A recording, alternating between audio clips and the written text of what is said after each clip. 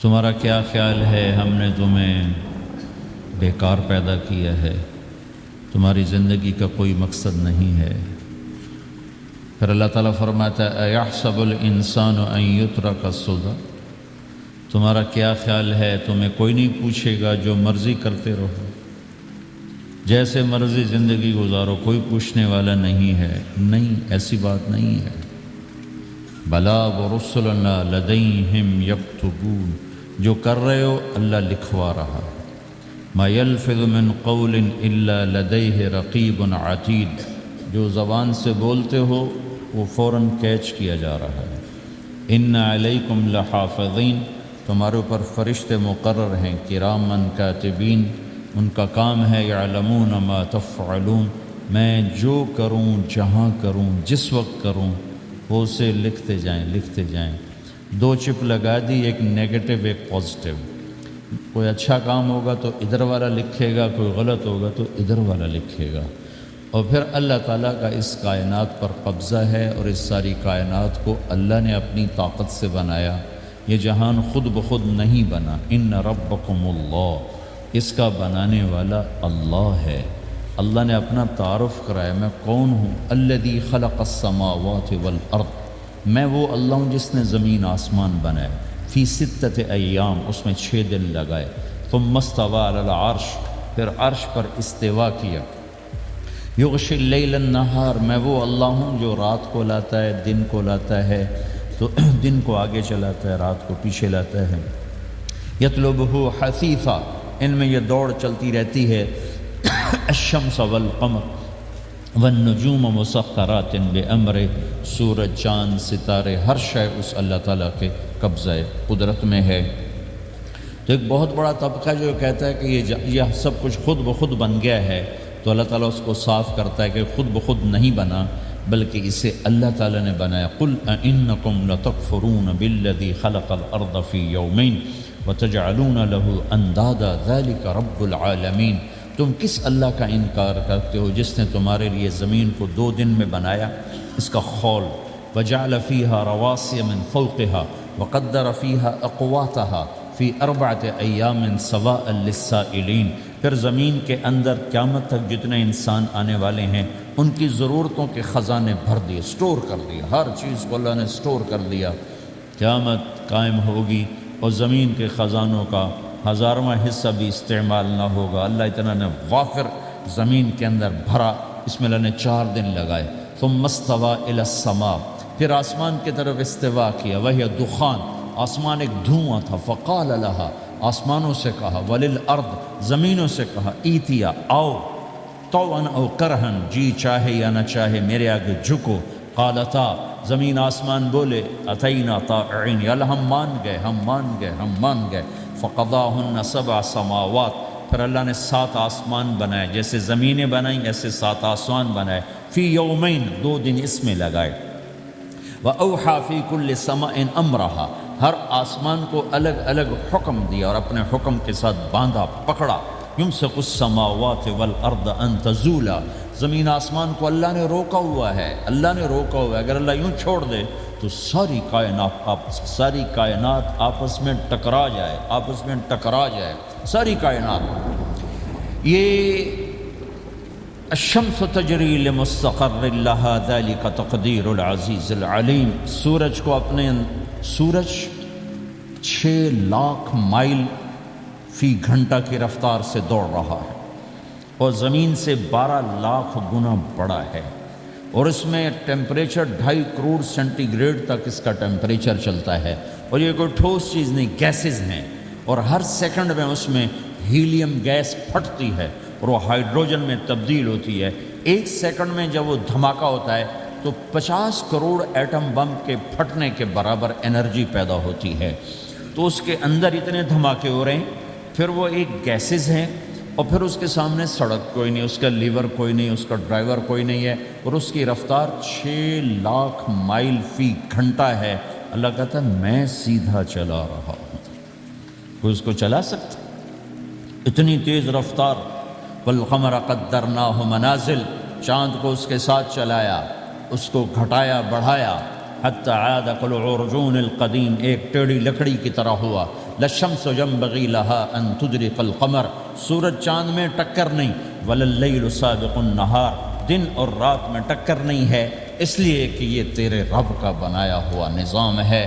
وَمَا كَانَ رَبُّكَ نَسِيًّا، اور تیرا رب بھول چوک سے پاک ہے، وہ جو کرتا ہے حق کرتا ہے، جو کرتا ہے سچ کرتا ہے، جس کو روکتا ہے تو حق ہے، جس کو دیتا ہے تو حق ہے، وہ مارتا ہے تو حق ہے، اور زندگی دیتا ہے تو حق ہے، عروج لاتا ہے تو حق ہے، زوال لاتا ہے تو حق ہے۔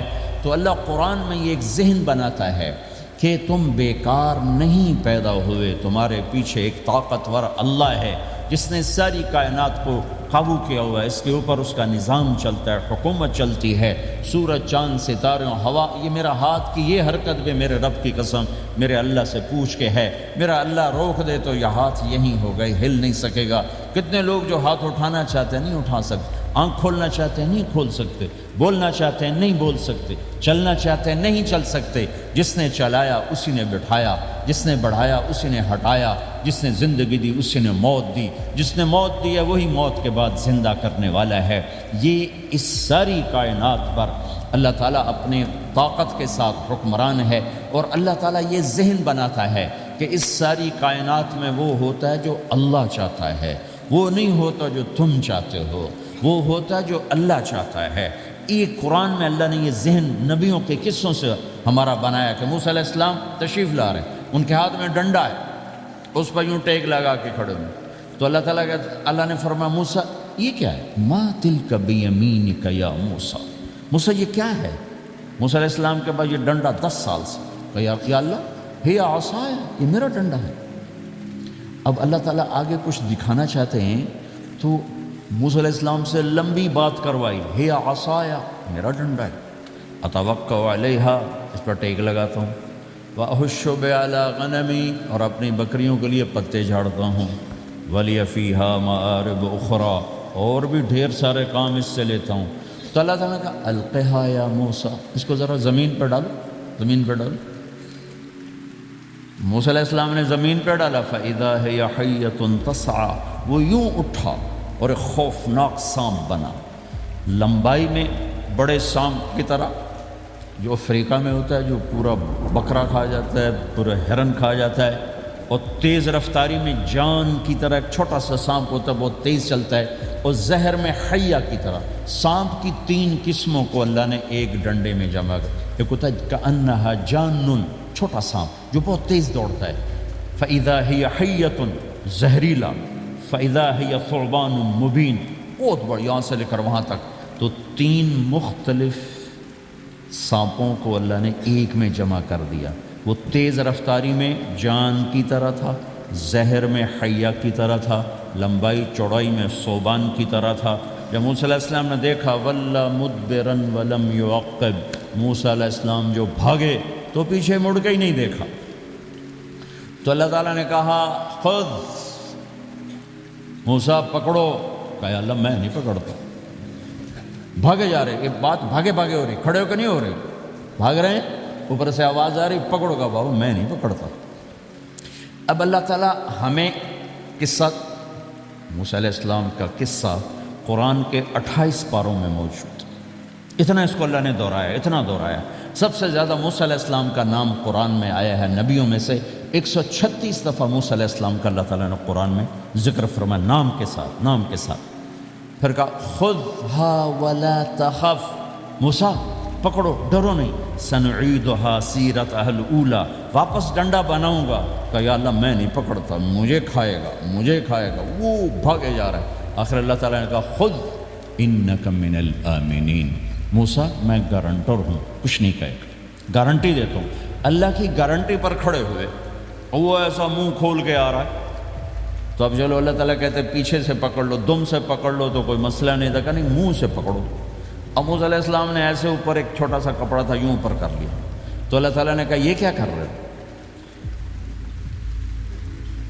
کہا جی مجھے اس سے ڈر لگ رہا، کہ تیرا ڈر ہی تو نکالنا ہے، کہ یہ کچھ نہیں، سب کچھ تیرے اللہ کا ارادہ ہے، کچھ نہیں، ورنہ یہ کپڑا تمہیں بچا لے تو تمہیں ویسے ہی سارا نکل جائے گا۔ اب وہ آگے آ رہا ہے، موسیٰ علیہ السلام کانپ رہے ہیں اور دیکھ رہے ہیں، کانپ رہے ہیں اور دیکھ رہے ہیں، اور بڑے اب اللہ نے کہا تھا تو ڈرتے ڈرتے ہاتھوں سے یوں کانپتے کانپتے ہاتھوں سے یوں آگے ہاتھ کیا، اور جو ہی ہاتھ کی انگلیوں نے سانپ کے منہ کو ٹچ کیا تو اللہ نے دوبارہ ڈنڈا بنا کے ہاتھ میں پکڑا تھا، اور ساری دنیا کو یہ پیغام دیا کہ دیکھو میرے بندو، اللہ سب کچھ ہے، لہٰذا اللہ کی مان کے چلنا۔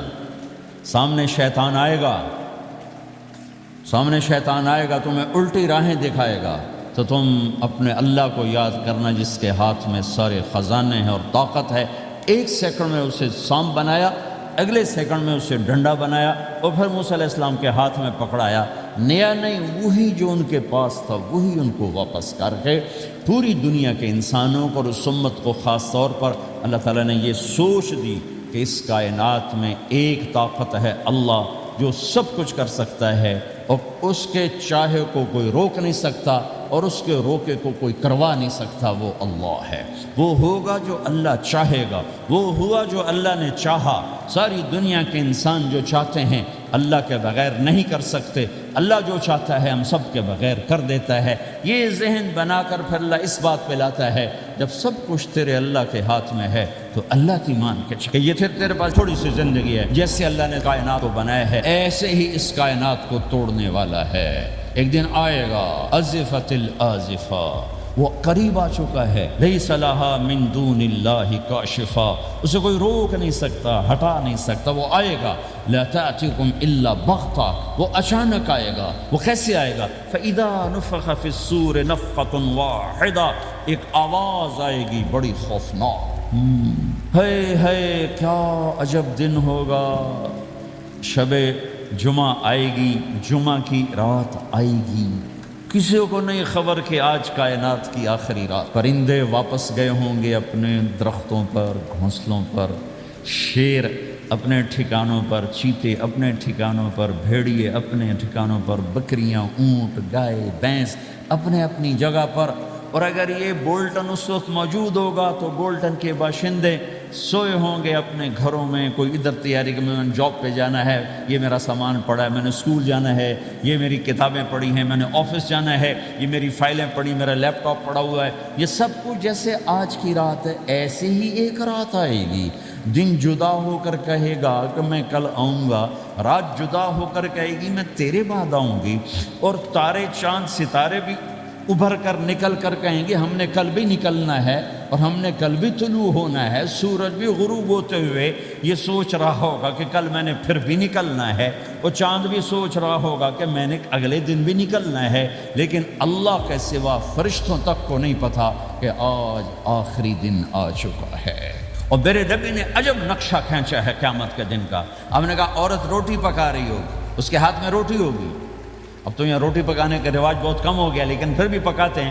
روٹی پکا رہی ہوگی، اس کے ہاتھ میں روٹی ہوگی، ابھی توے پہ ڈالنے جا رہی ہو۔ اور ایک چیز آپ کے ہاں بالکل نہیں ہے، ہمارے ہاں اب بھی ہے کہ وہ دہی کو اس میں سے مکھن نکالتے ہیں، دہی کو وہ کرش کرتے ہیں، پھر اس میں سے مکھن نکالتے۔ یہ ہمارے گھروں میں ہوتا ہے، ہر گھر میں ہوتا ہے، خاص طور پر دیہاتوں میں۔ تو ایک عورت ایسے وہ اس دہی کو بلو کر کرش کر کے اس سے مکھن کا پیڑا یوں بنا رہی ہوگی، اور بنا کر برتن میں ڈالنے کے لیے ایسے کر رہی ہوگی، ایسے کر رہی ہوگی۔ یہ تہذیب اب آپ تو سمجھ نہیں سکتے چونکہ آپ تو ادھر کے لوگ بن گئے اب، تو ہمارے دیہاتوں میں اب بھی یہ تہذیب ایسے کر رہی ہوگی، ایسے کر رہی ہوگی۔ اور پھر آپ نے فرمایا کہ ایک آدمی اپنے اونٹ کو چارہ ڈالنے کے لیے اس جگہ کو صاف کر رہا ہوگا کہ میں صبح ہو گئی ہے، میں اونٹ کو چارہ ڈالوں، پھر میرا اونٹ کھائے، پھر اس کو لے کر میں کام پہ جاؤں۔ اور دکاندار جھاڑو دے کر اپنی سیٹ پہ بیٹھ چکا ہے، اور گاہک انٹر ہوتا ہے اور اسے کہتا ہے کہ 10 میٹر مجھے کپڑا چاہیے، اور اس کے لیے یوں کپڑا ناپ رہا ہے، ناپ کے 10 میٹر، 5 میٹر، 4 میٹر، 2 میٹر پر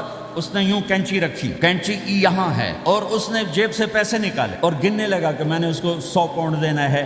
وہ گننے میں لگا ہوا ہے، یہ کاٹنے میں لگا ہوا ہے۔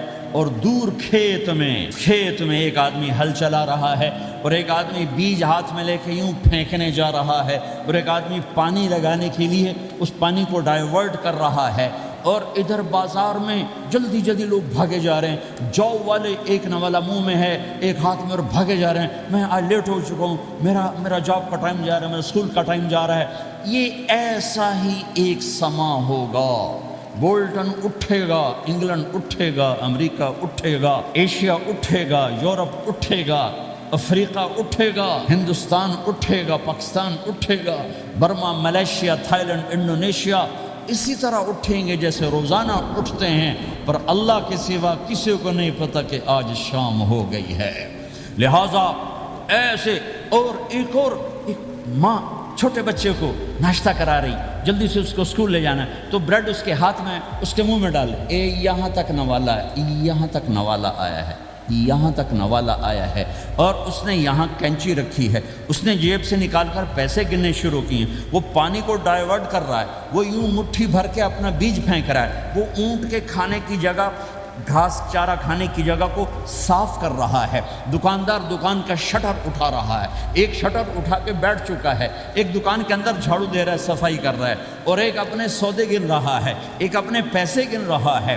بادشاہ سلامت تاج پہن کر اپنے تخت کو چلنے کے لیے روانہ ہو رہے ہیں، اور آگے پیچھے ان کے باڈی گارڈز کھڑے ہوئے ہیں، اور وہ پورا اسکواڈ کھڑا ہوا ہے، اور ادھر بازار میں، کھیت میں، ہر چیز میں ایک رونق ہے، چہل پہلے، چڑیاں چوں چوں کر رہی ہیں، کوے کائیں کائیں کر رہے ہیں، فاختہ اڑ کے آ رہی، کبوتر اڑ کے آ رہے ہیں، چیل اڑ کے آ رہی، شیر نکلتا ہے شکار کے لیے، چڑیاں نکلتی ہیں دھانے کے لیے، سانپ نکلتا ہے چوہے کے لیے، چوہا نکلتا ہے اپنی غذا کے لیے، بلیاں نکلتی ہیں چھیچڑے کے لیے، کتے نکلتے ہیں ہڈیوں کے لیے، انسان نکلتا ہے روٹیوں کے لیے، کہ ایک دم فَإِذَا جَاءَتِ الطَّامَّةُ الْكُبْرَىٰ، ایک دھماکہ ہوگا، ہائے ہائے، اور وہ کینچی والے کی کینچی یوں گر جائے گی، کپڑا یوں گر جائے گا، نوٹ والے کے ہاتھ سے نوٹ یوں بکھر جائیں گے، بٹوا یوں بکھر جائے گا، بیج والے کا ہاتھ یوں گرے گا، بیج وہیں گر جائے گا، نوالا بنانے والی کے ہاتھ میں نوالا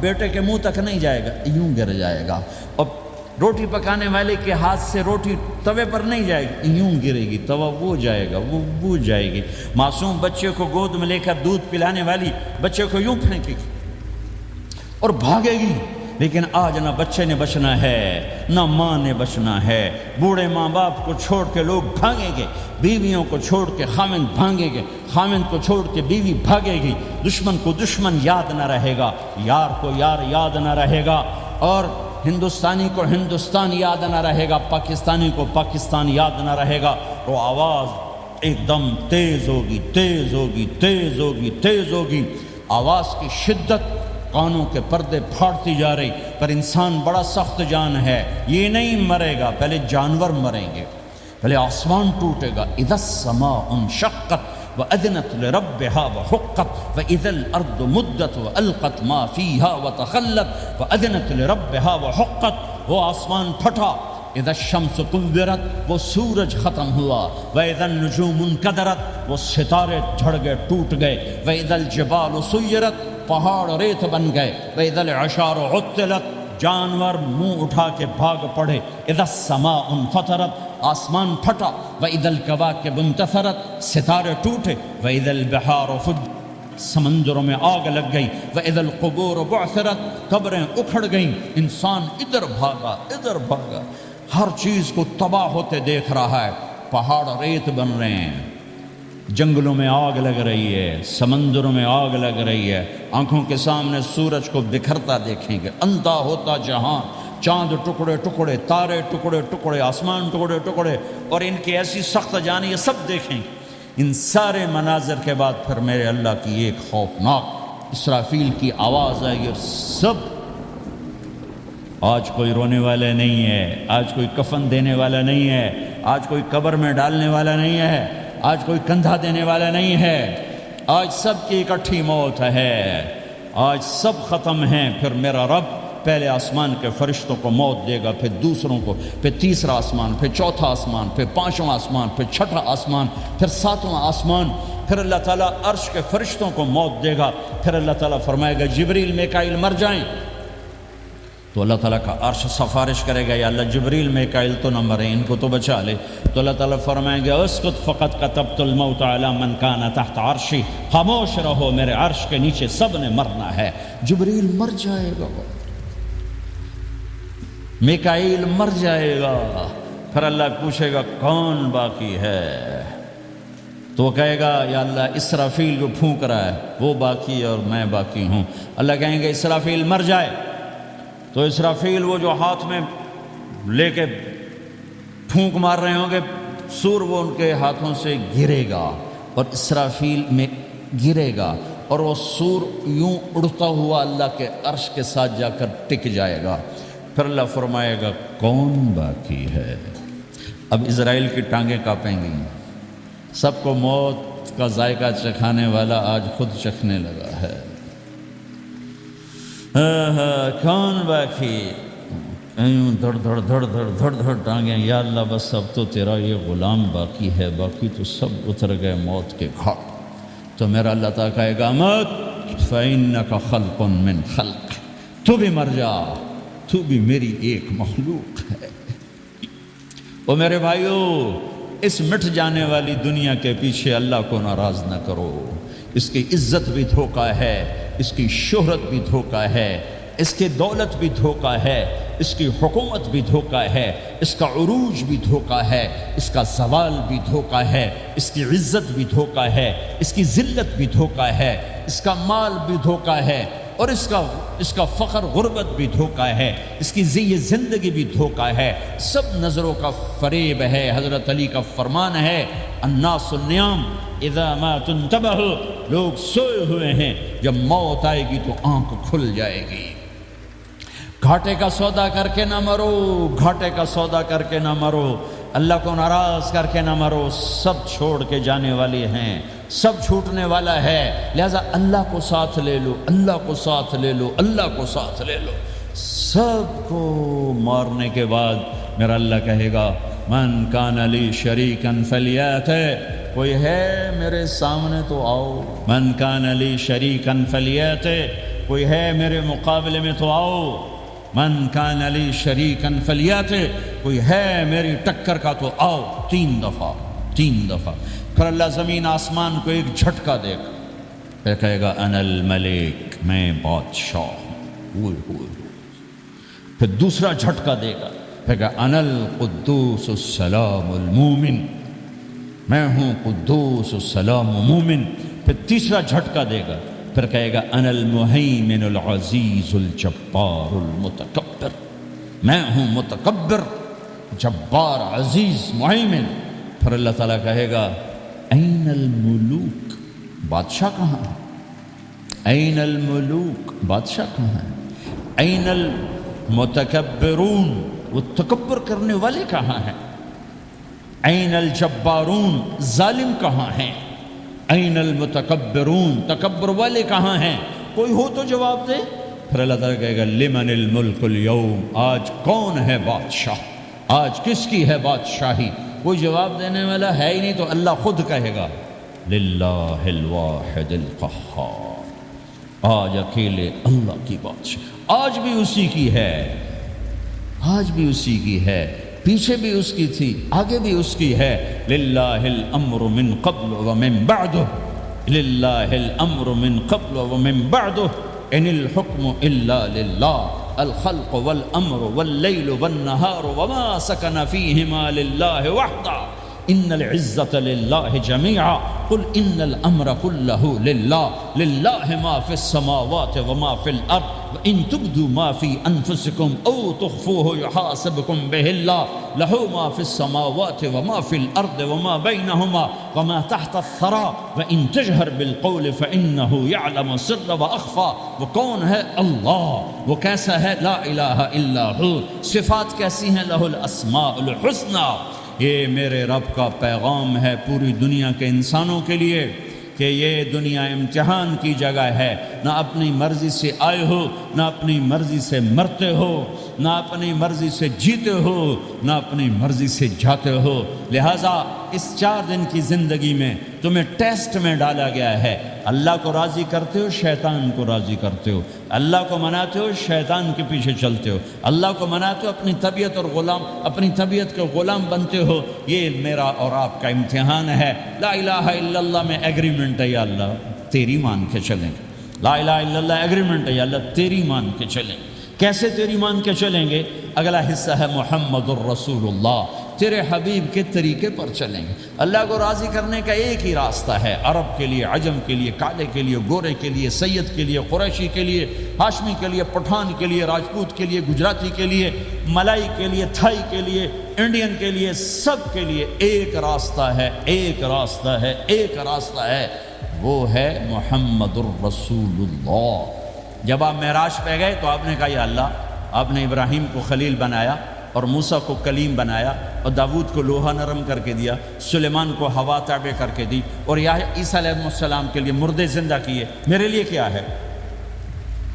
تو اللہ تعالیٰ نے فرمایا اولیس قد آتیتک افضل من ذلک کلہ، میرے محبوب میں نے آپ کو وہ دیا ہے جو کسی کو نہیں دیا۔ وہ کیا دیا ہے کہ اللہ ذکرت الا ذکرت معی، قیامت تک تیرا میرا نام اکٹھا رہے گا، الگ نہیں ہو سکے سے رہے گا۔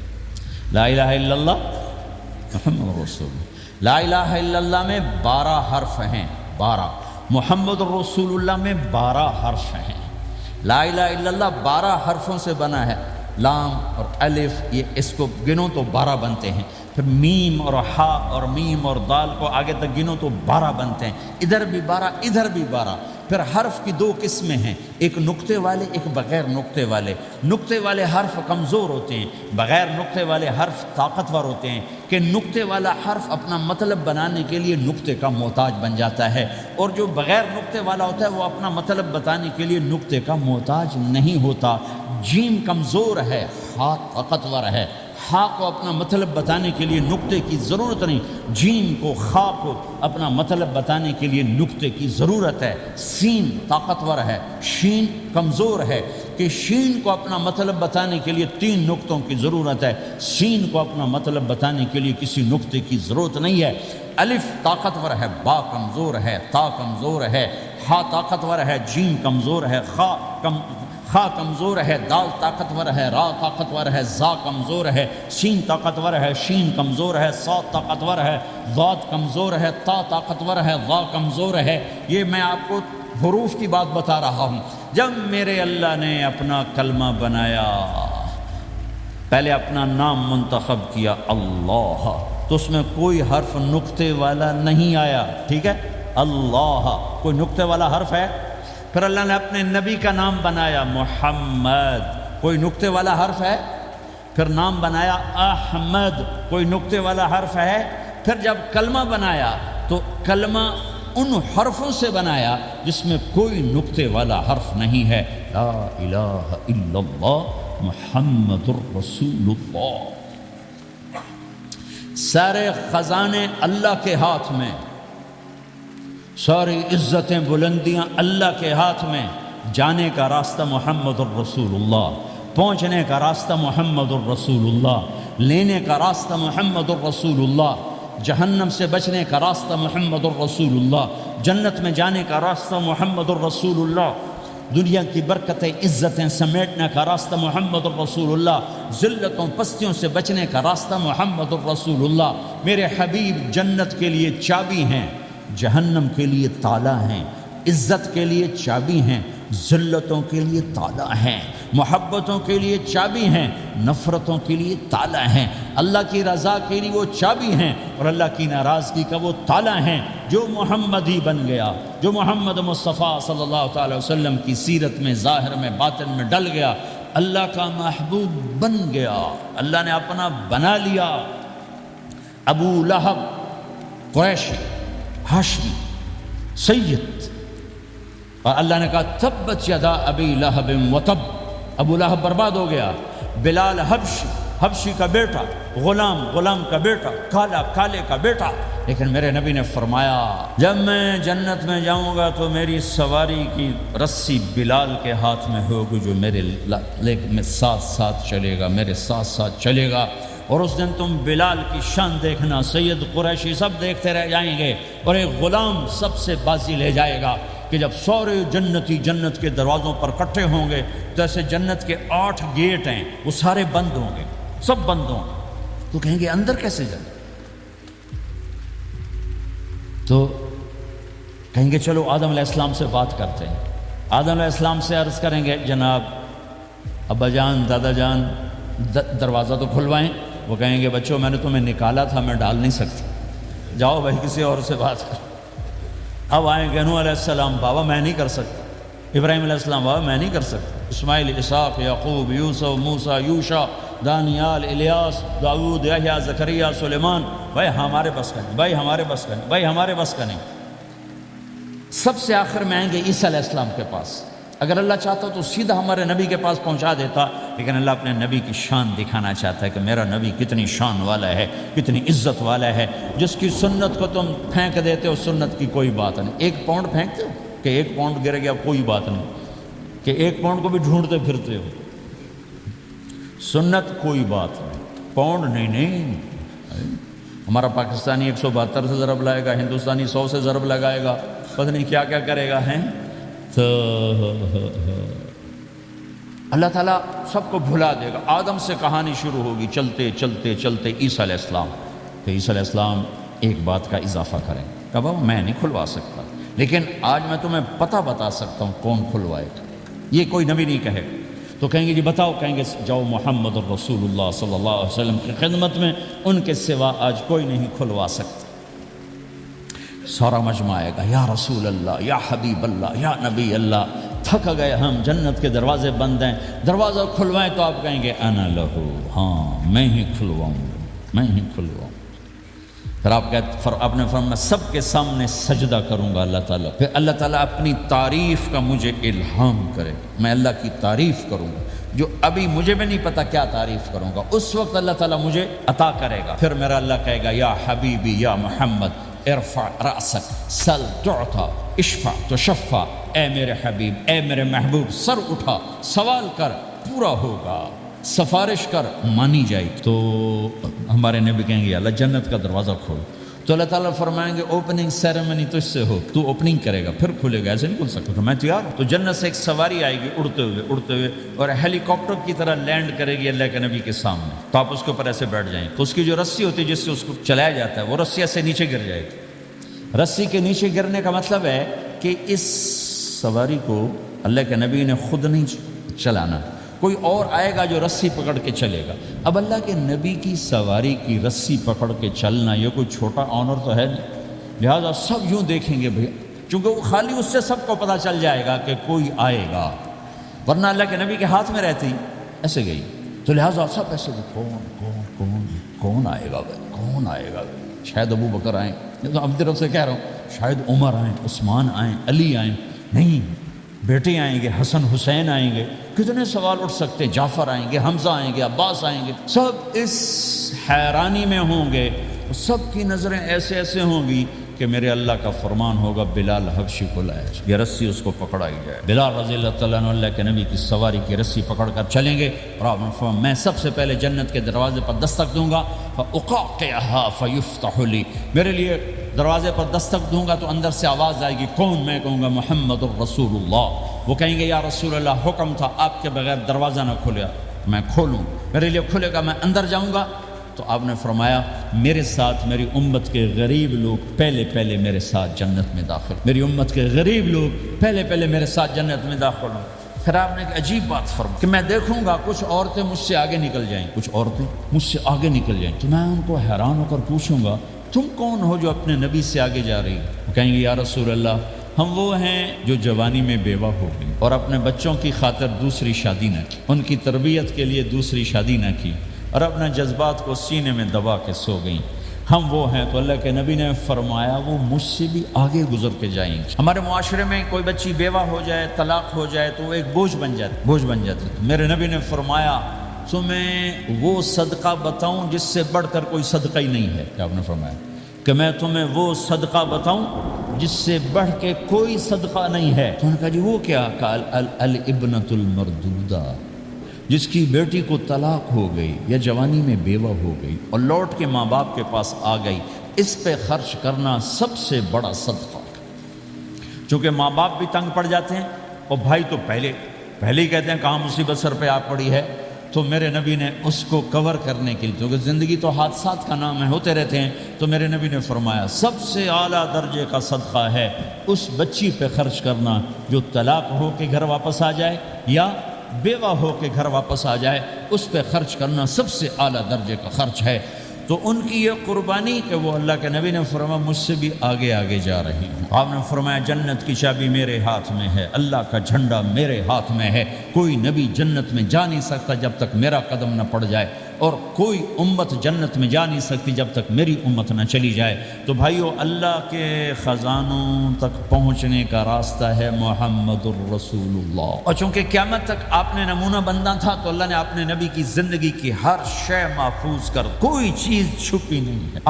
آپ کے جسم مبارک سے نکلا ہوا ہر عمل 1435واں سال شروع ہو چکا ہے، محفوظ ہے، مکتوب ہے، موجود ہے. کسی نبی کا حلیہ ایسے موجود نہیں جیسے ہمارے نبی کا حلیہ موجود ہے. آپ چلتے کیسے تھے؟ یمشی تکفین، آپ چلتے تھے کہ جیسے کوئی آدمی اوپر سے نیچے آ رہا تو تھوڑا سا آگے جھک کے چلتا ہے.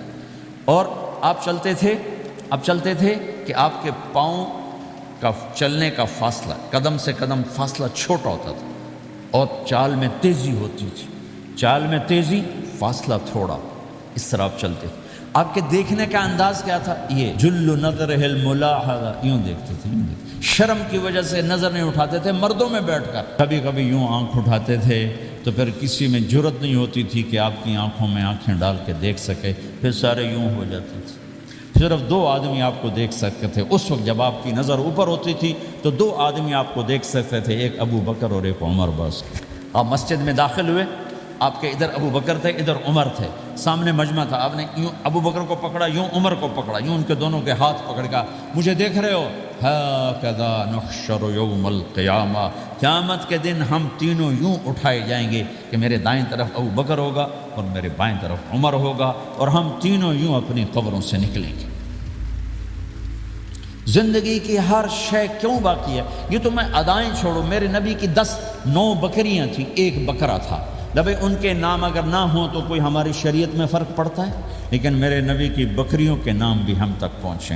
ایک کا نام تھا عجوہ، ایک کا نام تھا سقیہ، ایک کا نام تھا برکہ، ایک کا نام تھا ورثہ، ایک کا نام تھا زمزم، ایک کا نام تھا اطلال، ایک کا نام تھا اطراف، ایک کا نام تھا قمرا، غیثا. یہ میرے نبی کی بکریوں کے نام ہیں. اور بکرا تھا، اس کا نام تھا یم، عجوہ، سقیہ، زمزم، برکہ، ورثہ، اطلال، اطراف، غیثا، قمرا. اور اس میں آپ کی بکری قمرا آپ کی زندگی میں مر گئی تھی، اتنی ڈیٹیل بھی موجود ہے. آپ کے 2 گدھے تھے، ایک کا نام تھا عفیر، ایک کا نام تھا یعفور. جس دن آپ کا انتقال ہوا، یعفور پورے مدینے کی گلیوں میں روتا پھر رہا تھا، وہ چیختا پھر رہا تھا، یہاں تک کہ کنویں میں چھلانگ لگائی اور مر گیا. آپ کی 4 اونٹنیاں تھیں، عزبا، شہبا، جدعا، قصوا. اس میں جو آپ کی اونٹنی عزبا تھی، ادھر آپ کا انتقال ہوا اور ادھر اس نے بیٹھے بیٹھے رونا شروع کر دیا، اور چارہ بھی چھوڑ دیا، پانی بھی چھوڑ دیا، اور بیٹھے بیٹھے بھوکی پیاسی مر گئی. چارہ نہیں کھایا، پانی نہیں پیا. آپ کے 2 خچر تھے، ایک کا نام تھا دلدل، ایک کا نام تھا فضہ. آپ کے 2 اونٹ تھے، ایک کا نام تھا عسکر، ایک کا نام تھا ثعلب.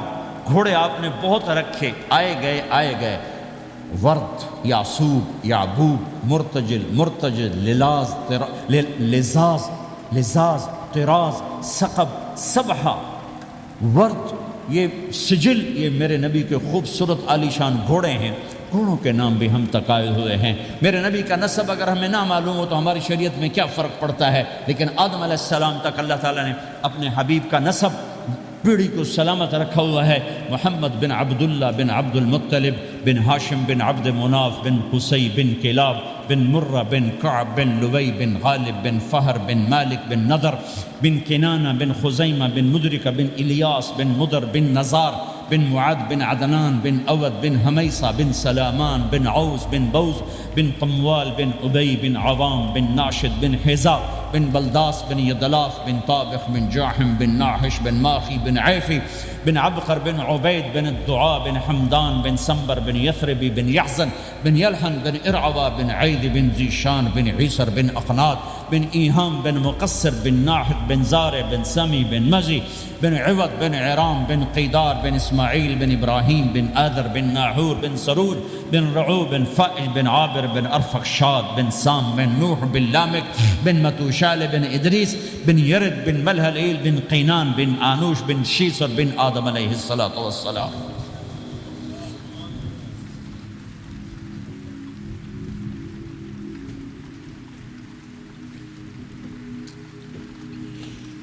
اللہ کا اعلان ہے جہاں رہو اللہ کے نبی کے طریقوں کو پکڑ کے رہو۔ اللہ تعالیٰ تک پہنچنے کا بس ایک ہی راستہ ہے، ایک ہی راستہ ہے، ایک ہی راستہ ہے، وہ ہے جناب رسول اللہ صلی اللہ تعالی علیہ وسلم کی مبارک زندگی۔ نقل مار لو، نقل مارنے سے پاس ہو نہیں جاتے لوگ۔ ہمارے انڈیا پاکستان میں خوب نقل چلتی ہے، وہ نقل لگاتے ہیں پاس ہو جاتے ہیں۔ میں بھی ذمہ داروں کی اولاد، پڑھنے کا شوق ہی نہیں تھا، ہمیشہ نقل مار کے ہی پاس ہوئے، کیونکہ پڑھنے کا شوق ہی نہیں تھا۔ ماں باپ نے ڈنڈا چڑھا دیا کہ ڈاکٹر بنانا ہے، ڈاکٹر بنانا ہے، ڈاکٹر بنانا۔ مجھے کبھی زندگی بھر شوق نہیں ہوا کہ میں نے ڈاکٹر بننا۔ بھائیو، اپنے نبی کی نقل اتار، اللہ پاس کر دے۔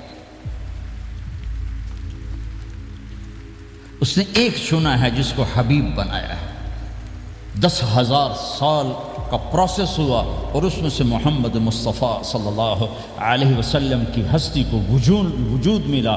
آپ کو آنے میں اتنا زمانہ چاہیے تھا کہ اعلیٰ سے اعلیٰ چیز کے بننے میں دیر لگتی ہے، تو کائنات 10,000 سال گھومی اور تب جا کر میرے حبیب مصطفیٰ صلی اللہ تعالی علیہ وسلم کو اللہ تعالیٰ نے وجود بخشا۔ سب سے عالی نسب، سب سے عالی خاندان، سب سے عالی صفات۔ اب اللہ کے خزانوں سے لینے کا راستہ پاؤنڈ نہیں، ڈالر نہیں ہے، تجارت نہیں ہے۔ اللہ سے لینے کا راستہ میرے نبی کا طریقہ ہے، تجارت میں ہو، زراعت میں ہو، جاب میں ہو، کھیتی باڑی میں ہو۔ میرے نبی کا طریقہ ایک مسجد کا ہے، نماز، 5 وقت کی نماز۔ یہ میرے نبی کی آنکھوں کی ٹھنڈک ہے۔ 5 وقت کی نماز اس امت کی شان پہچان ہے، اور اللہ تعالیٰ نے پہلی امتوں پر اتنی بڑی مشقت ڈالی کہ ان کی نماز مسجد کے علاوہ کہیں نہیں ہوتی تھی، مسجد میں ہی ہوتی تھی۔ ہمارے لیے کتنی آسانی کر دی، جاب میں ہے، مصلی بچھا، نماز پڑھ۔ چلو مصلی بھی کوئی نہیں، زمین دیکھ، اس پر کوئی گندگی تو کوئی نہیں ہے، بس زمین بھی تیرے لیے پاک ہے، چل نماز پڑھ۔ اور آسانی کر دی، پانی کوئی نہیں ہے، کوئی بات نہیں، مٹی میں ہاتھ مار، منہ پہ مل، پھر ایک ہاتھ مار، یوں کر، چل نماز پڑھ، میں تیری قبول کروں گا۔ یہ کسی امت کے ساتھ یہ نہیں ہوا۔ انہیں وضو ہی کرنا تھا چاہے پانی 50 میل پر موجود ہو، اور ہمارے لیے پانی کوئی نہیں ہے، چلو تیمم، مٹی میں ہاتھ ہمارا یوں کیا، پھر ہاتھ ہمارا ایک یوں کیا، ایک یوں کیا، چل بھائی اللہ اکبر، قبول۔ عمار بن یاسر رضی اللہ تعالیٰ عنہ سفر میں تھے، ان کو نہانے کی ضرورت ہو گئی، نائٹ فال ہو گیا، تو انہوں نے سوچا کہ ویسے تو آدمی کو وضو کی ضرورت ہوتی ہے تو خالی منہ پہ ہاتھ مارا اور کونیوں تک، لیکن مجھے تو غسل کی ضرورت ہے، تو خالی اس سے تو کافی نہیں ہوگا۔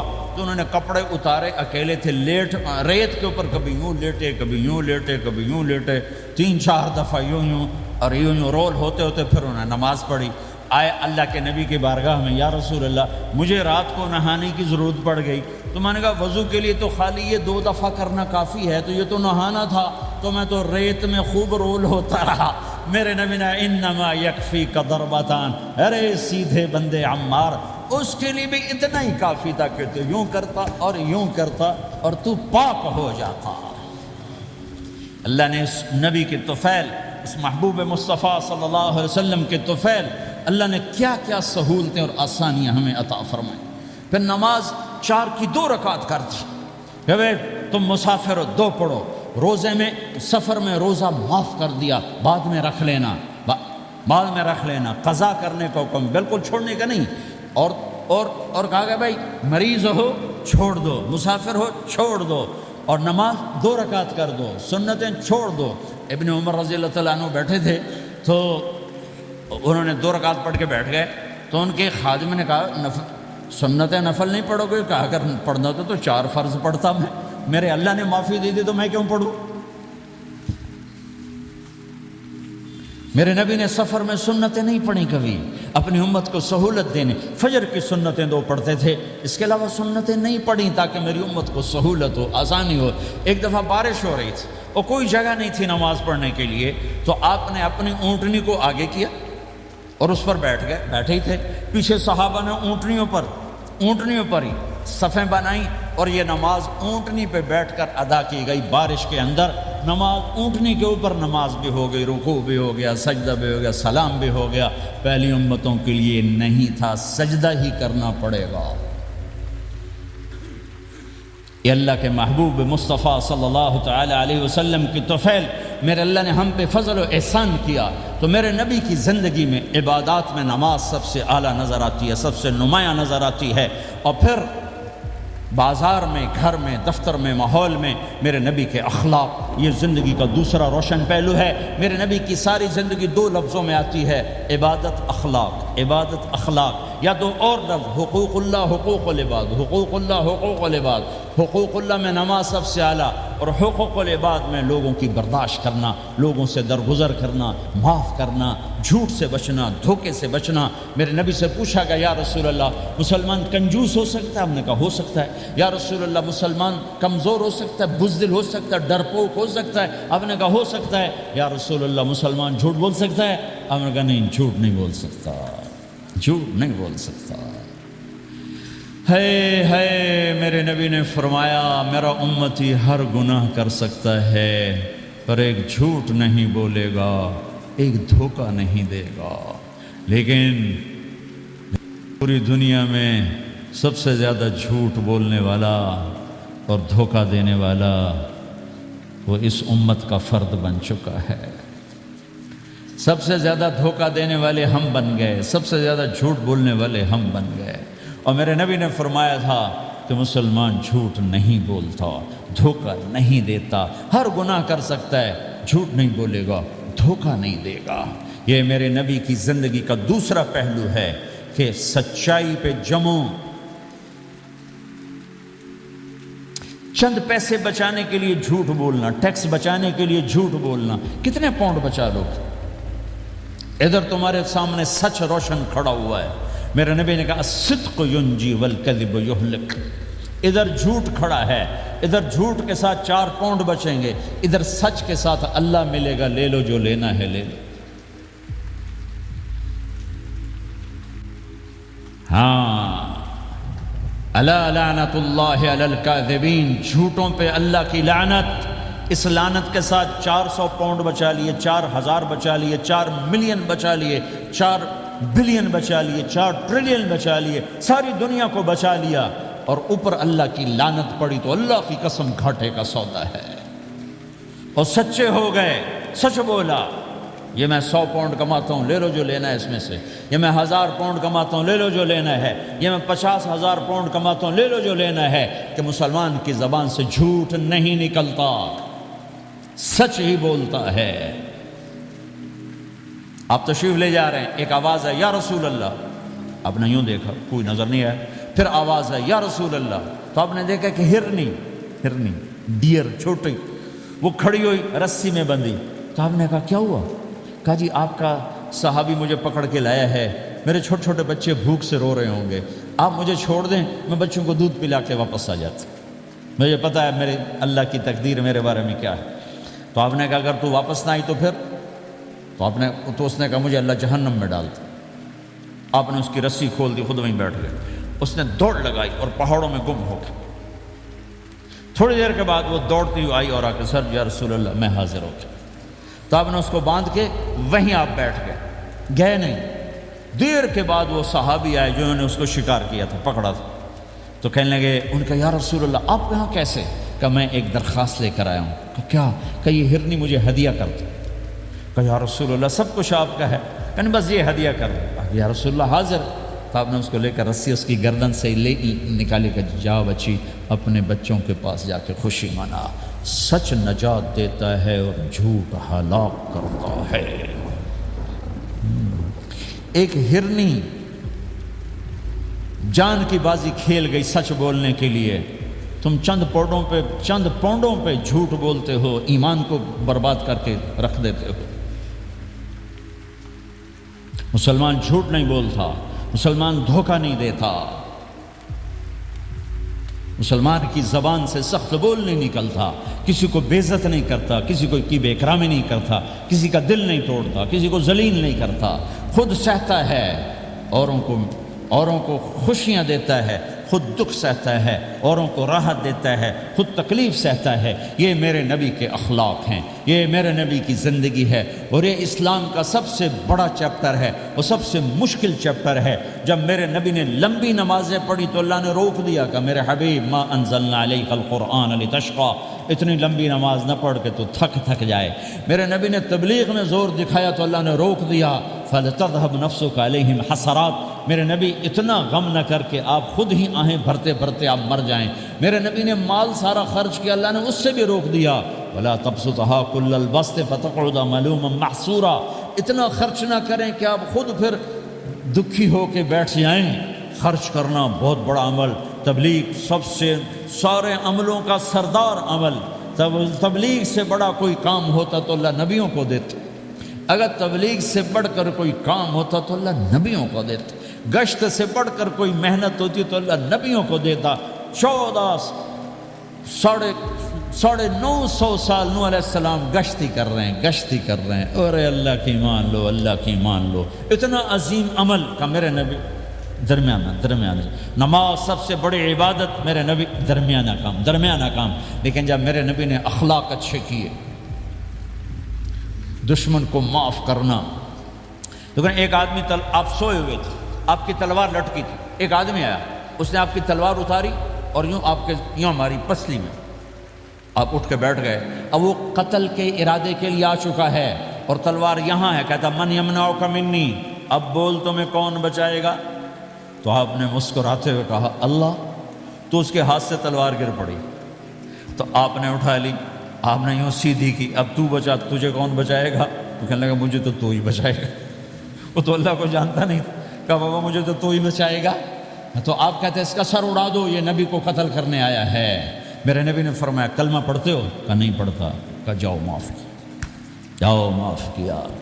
یہ میرے نبی کے اخلاق ہیں۔ 20 سال جنہوں نے قتل کے منصوبے بنائے، قتل کے منصوبے، مکہ والے، جب آپ مکہ میں فاتحانہ داخل ہوئے، ابو سفیان سب سے زیادہ آپ کو دکھ پہنچانے والوں میں پیش، تو آپ نے ابو سفیان کو عزت دی۔ جو ابو سفیان کے گھر میں داخل ہوگا اس کو کچھ نہیں کہا جائے گا۔ آپ تو ابو سفیان کو بلا کے سولی پہ لٹکاتے، اور آپ کہہ رہے ہیں جو ابو سفیان کے گھر میں جائے گا اسے کچھ نہیں کہا جائے گا، جو بیت اللہ میں ہوگا اسے کچھ نہیں کہا جائے گا۔ سارا مکہ سامنے، آپ یوں بیت اللہ کا دروازے پر یوں دونوں ہاتھ ایسے ٹکا کے کھڑے تھے۔ پھر آپ نے کہا میں کیا کروں گا اب تمہارے ساتھ؟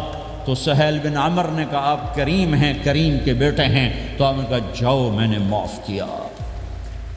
یہ اخلاق آج مٹ چکے ہیں، مردوں سے، عورتوں سے، علم والوں سے، خانقاہ والوں سے، تبلیغ والوں سے، سب زیرو ہوئے پڑے ہیں۔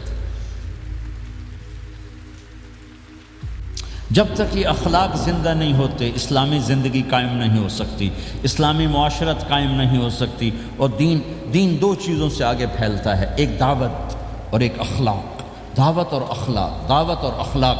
دعوت نہیں ہوگی تو اخلاق وہیں پڑے رہ جائیں گے، اخلاق نہیں ہوں گے تو دعوت کوئی قبول نہیں کرے گا۔ میرے نبی نے کتنے معجزے دکھائے مکے میں، نہیں کلمہ پڑھا۔ بدر میں ان کے 70 مارے گئے، فرشتوں کو دیکھا، جبریل کے گھوڑے کی آواز سنی، کلمہ نہیں پڑھا۔ خندق میں شکست ہوئی، کلمہ نہیں پڑھا۔ پانی نکلتے دیکھا انگلیوں سے، کلمہ نہیں پڑھا۔ ایک بکرے کا ایک بازو پکایا، ایک بازو بکرے کا، ایک اگلا جو بازو ہوتا، اور 40 آدمیوں نے کھانا کھایا اور ایک بوٹی کم نہیں ہوئی، کلمہ نہیں پڑھا۔ لیکن جب میرے نبی نے کہا جاؤ معاف کیا تو سارے ہی کلمہ پڑھ گئے کہ واقعہ یہ اخلاق نبی کے ہو سکتے۔ حنین کی جنگ میں جب بھاگے لوگ، شکست ہوئی، تو ایک صحابی کا بھاگتے ہوئے پاؤں ہمارے نبی کے پاؤں پر آیا، اور جوتا سخت تھا، تو آپ نے کہا اوجعتنی، اور آپ کے ہاتھ میں چھڑی تھی، آپ نے اس کو یوں ماری، اوجعتنی، ارے تو نے مجھے کتنا زیادہ درد پہنچایا، دکھ پہنچایا۔ وہ بیچارے پگھل کے رہ گئے اور پریشان ہو گئے، اور فرماتے ہیں سارا دن میں پریشان، ساری رات پریشان کہ اللہ کے نبی کو میں نے تکلیف پہنچائی، اب میرا کیا بنے گا؟ اگلا دن ہوا تو اعلان ہو رہا تھا بھائی جس کا پاؤں نبی کے پاؤں پہ آیا تھا اس کو اللہ کے نبی بلا رہے ہیں۔ تو صحابی کہنے لگے میں نے سمجھا بس اب میری تو دنیا بھی گئی اور آخرت بھی گئی، اب میرے اوپر کیس بنے گا اور مجھے ڈانٹ ڈپٹ بھی ہوگی، میرا کتنا بڑا گھاٹا نقصان ہوگا۔ یہ حاضر ہوئے ڈرتے ڈرتے تو آپ نے فرمایا میرے بھائی کل میں نے تمہیں چھڑی ماری تھی وہ مجھے معاف کر دینا، اور یہ 80 اونٹ تمہیں ہدیہ دیتا ہوں، 80 کیملز یعنی 80 پراڈو، 80 رینج روور کا یہ میری طرف سے تمہیں ہدیہ ہے۔ وہ حیران پریشان، یہ میرے نبی کے اخلاق ہیں، یہ میرے نبی کے اخلاق ہیں۔ کانٹے بچھانے والی نے 4 دن آنا چھوڑ دیا، بیمار ہو گئی تھی، تو آپ نے کہا کیا بات ہے، وہ ہمارے راستے میں اب کانٹے کوئی نہیں ہیں؟ کہا جی وہ بیمار پڑی ہے جو کانٹے بچھاتی تھی۔ تو آپ اس کے گھر چلے گئے، ماں جی خیریت تو ہے، آپ ٹھیک تو ہیں؟ کہا بیٹا مجھے کلمہ پڑھا دے، بس تیرے اخلاق نے مجھے فتح کر لیا ہے۔ میرے بھائیوں یہ چیپٹر بھول چکے ہیں، بھول چکے ہیں، بھول چکے ہیں۔ جب تک یہ چیپٹر زندہ نہیں ہوگا زندگی اسلامی نہیں بنے گی، معاشرہ اسلامی نہیں بنے گا، اور آگے قوموں کے لیے اسلام کا دروازہ نہیں کھلے گا۔ ہمیں معاف کرنا آتا ہو، ہمیں گالی دینے والے کو دعا دینا آتا ہو، غیبت کرنے والے کی تعریف آتی ہو، اور غیبت کرنے سے، غیبت سننے سے اپنے آپ کو ایسے بچاؤ جیسے زہر سے بچاتے ہو، اسے آگ سے بچاتے ہو۔ ایک دوسرے کو نفرت کا بول نہ بولو ورنہ ساری زندگی تباہ و برباد ہو جائے گی۔ میرے رب کی قسم، میرے نبی نے کہا ایک زبان کا بول انسان بولتا ہے اور جہنم کی گہرائیوں میں گر جاتا ہے، اور ایک زبان کا بول انسان بولتا ہے اور جنت کے درجات پر چڑھ جاتا ہے۔ یہ زبان بہت طاقتور چیز ہے، میں ہر بیان میں اس کو دہرا رہا ہوں کہ جتنا یہ عمل ختم ہو چکا ہے اتنا کوئی عمل بھی نہیں ختم ہوا ہے۔ میرے نبی نے فرمایا معاذ تمہیں سارے دین کا خلاصہ بتاؤں؟ معاذ الا انبئک بمیلاک ھذا کلہ، میں تمہیں پورے دین کا خلاصہ بتاؤں؟ کون معاذ؟ کون معاذ جس کے ہاتھ میں علماء کا جھنڈا ہوگا؟ کون معاذ؟ میں ابھی مئی میں ان کے اردن اجتماع میں گیا، آگے ان کے اربد میں گئے، آگے وہاں ان کا مقبرہ ہے 18 کلومیٹر۔ میں گیا کمرے میں داخل ہوا تو سارا کمرہ خوشبو سے مہک رہا تھا، اور مجھے ایک شخص نے بتایا یہ خوشبو 24 گھنٹے یہاں آتی رہتی ہے۔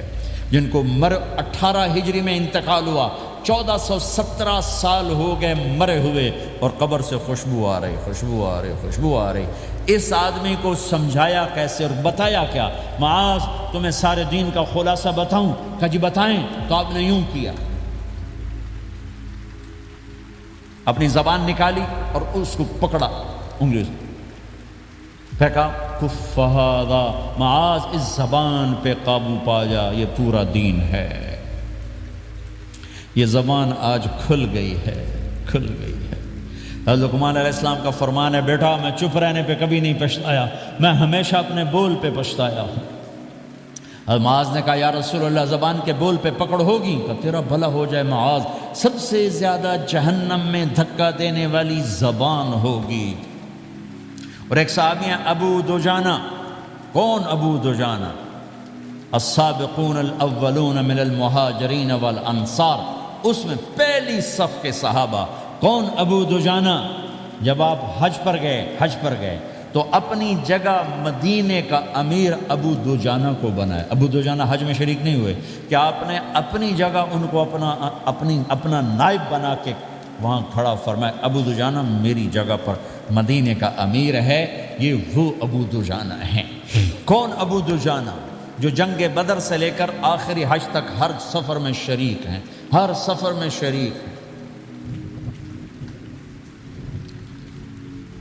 ان کی ایک بات میں بتانا چاہتا ہوں، پہلے تھوڑی سی ان کی ہسٹری بتانا چاہتا ہوں۔ کون ابو دجانہ؟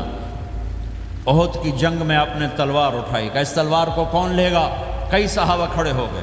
آپ نے کہا اس تلوار کا حق کون ادا کرے گا؟ سارے بیٹھ گئے، 3 آدمی کھڑے رہے، ایک زبیر بن عوام، ایک عمر بن خطاب، ایک ابو دجانہ۔ ان کا نام ہے سماک بن خرشنہ، سماک بن خرشنہ ان کا نام ابو دجانہ سے مشہور ہے۔ تو آپ نے تلوار نہ عمر کو دی، نہ زبیر کو دی، ابو دجانہ کو دی تھی۔ تو عمر رضی اللہ عنہ نے تو محسوس نہیں کیا، حضرت زبیر نے محسوس کیا کہ اس کو کیوں دی، مجھے کیوں نہیں دی؟ میں مہاجرین میں سے ہوں، میں پھوپھی کا بیٹا ہوں، میں اس سے دلیری میں کم نہیں ہوں۔ بلکہ حضرت زبیر کی دلیری کی تو دھاک تھی، جدھر سلوار چلتی تھی کاٹتی چلی جاتی تھی، کہنے کہ میں دیکھوں گا یہ کیا کرتا ہے۔ تو ابو دجانہ کے پیچھے پیچھے زبیر ہو لیے۔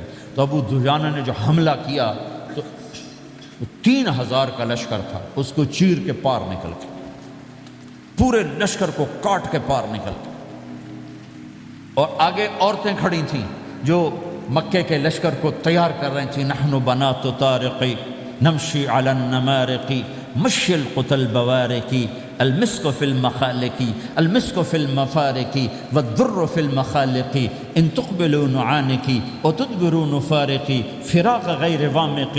یہ گانا گا رہی تھیں اور ان کو تیار کر رہی تھیں. تو جب ابو دجانہ کی تلوار نظر آئی تو سب بھاگی. ہندا پکڑی گئی تو آپ نے یوں اپنی تلوار ہندا کے سر پر رکھی، انہوں نے چیخ ماری، تلوار ہٹا لی. تو زبیر پیچھے پیچھے کہ کیا کیا؟ جنگ میں اگر کوئی عورت حصہ لے اسے مارنا جائز ہے، ویسے جائز نہیں ہے عورت کو، بچے کو، بوڑھے کو ہاتھ لگانا جائز نہیں ہے. تو انہوں نے کہا تلوار کیوں نہیں چلائی؟ کہا میرے محبوب کی تلوار ہے، عورت کے خون سے رنگین کر کے اس کی شان نہیں گھٹانا چاہتا، یہ میرے نبی کی تلوار. پھر واپس ہوئے، پھر اٹیک کیا اور پھر مجمع کو چیر دیا. سامنے ایک آدمی آ رہا تھا ہاتھی کی طرح، اتنا لمبا موٹا تازہ. تو زبیر کہنے لگے میرے جی میں آیا کبھی اس کی ٹکر ہونا پھر میں دیکھوں ابو دجانہ کیا چیز ہے. تو اللہ کا کرنا ایسا ہوا ابو دجانہ دونوں آمنے سامنے ہو گئے. تو وہ ایسے شاہ سوار تھے کہ دونوں طرف کے لشکر ذرا تھم گئے اور وہ دونوں بھڑ گئے. ابو دجانہ کے اپنے جوہر، اس پہلوان کے اپنے جوہر، غبار اٹھا، مٹی اٹھی، اور اس کی اپنی طاقت، ان کی اپنی طاقت. انہوں نے ابو دجانہ کو اس نے زخمی کر دیا. ابو دجانہ نے جو جوش میں آ کے ماری تلوار، اس کو لگی یہاں، تو اتنی طاقت سے لگی کہ اس کے نیچے اتر کر 2 ٹکڑوں میں تقسیم کر دی. یوں ماری تو ایک حصہ ادھر، ایک حصہ. پھر یوں دیکھا اور اپنے چہرے سے لوہی کی ٹوپی اتاری. کما ترا انا ابو دجانہ، کیا دیکھ رہے ہو؟ میں ہوں ابو دجانہ، تلوار صحیح لی ہے میں نے، غلط نہیں لی. یہ ابو دجانہ ہیں. اور جب شکست ہو گئی احد کی جنگ میں، اور پھر 10-12 آدمی نے آپ کو گھیرے میں لیا ہوا تھا. ان میں ایک ابو بکر تھے، عمر تھے، علی تھے، طلحہ تھے، زبیر تھے، سعد بن ابی وقاص تھے، اور سہل بن حنیف تھے، عبادہ قتادہ بن نعمان تھے، اور ابو دجانہ تھے رضی اللہ تعالی عنہم. ان میں سے ایک ابو دجانہ بھی تھے. اور یمامہ کی جنگ میں ابو دجانہ شہید ہوئے، یمامہ کی جنگ میں شہید ہوئے. یہ ابو دجانہ کی تھوڑی سی سیرت آپ کے سامنے آئی ہے. اس کے بعد اب آپ ان کے قول کو سنو تاکہ اس کا وزن آپ کے سامنے آئے. یہ بدر کے شریک ہیں. اللہ کے نبی نے کہا بدر کا صحابی جو مرضی کرے بخشا گیا.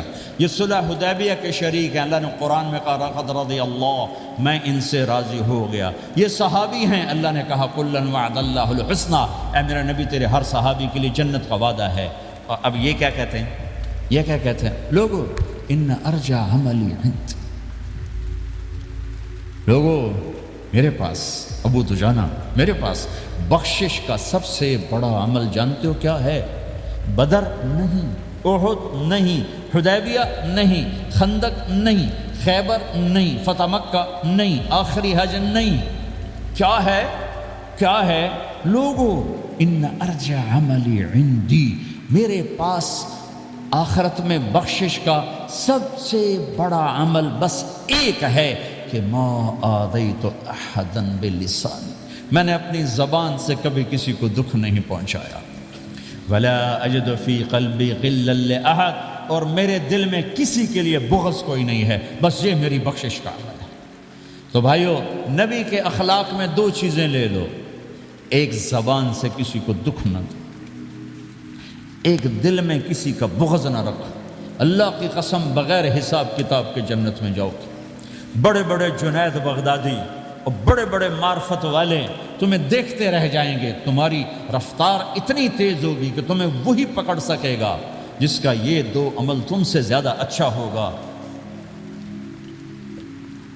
جس روڈ پہ رش ہوتا آپ وہاں سے گاڑی ہٹا لیتے ہو، ادھر نہیں جانا، ادھر رش ہے، وہ سائن وغیرہ آپ کو آ جاتے ہیں کہ بھائی ادھر بلاک ہے، ادھر نہیں جانا، ادھر جانا ہے. تو جہاں روڈ پہ رش ہوتا ہے تو قیمتی سے قیمتی گاڑی کی رفتار بھی آہستہ ہو جاتی ہے، اور جہاں روڈ خالی ہوتا ہے تو پرانی گاڑی بھی بھاگے جا رہی ہوتی. ہمارے یہاں پرانی گاڑی ہوتی ہے نا، پرانی بسوں کے پیچھے لکھا ہوتا ہے نہ انجن کی خوبی نہ ڈرائیور کا کمال، خدا کے سہارے چلی جا رہی ہے. اور جس کے پاس ایسی گاڑی ہو، نہ انجن کی خوبی نہ ڈرائیور کا کمال، تو اگر اس کو روڈ خالی مل جائے تو وہ تو مرسیڈیز والے سے پہلے پہنچے گا، رینج روور والے سے پہلے پہنچے گا، بینٹلی والے سے پہلے پہنچے گا، رولز رائس والے سے پہلے پہنچے گا، جو وہ تو پھنسی کھڑی اور اس کا روڈ ہی خالی ہے۔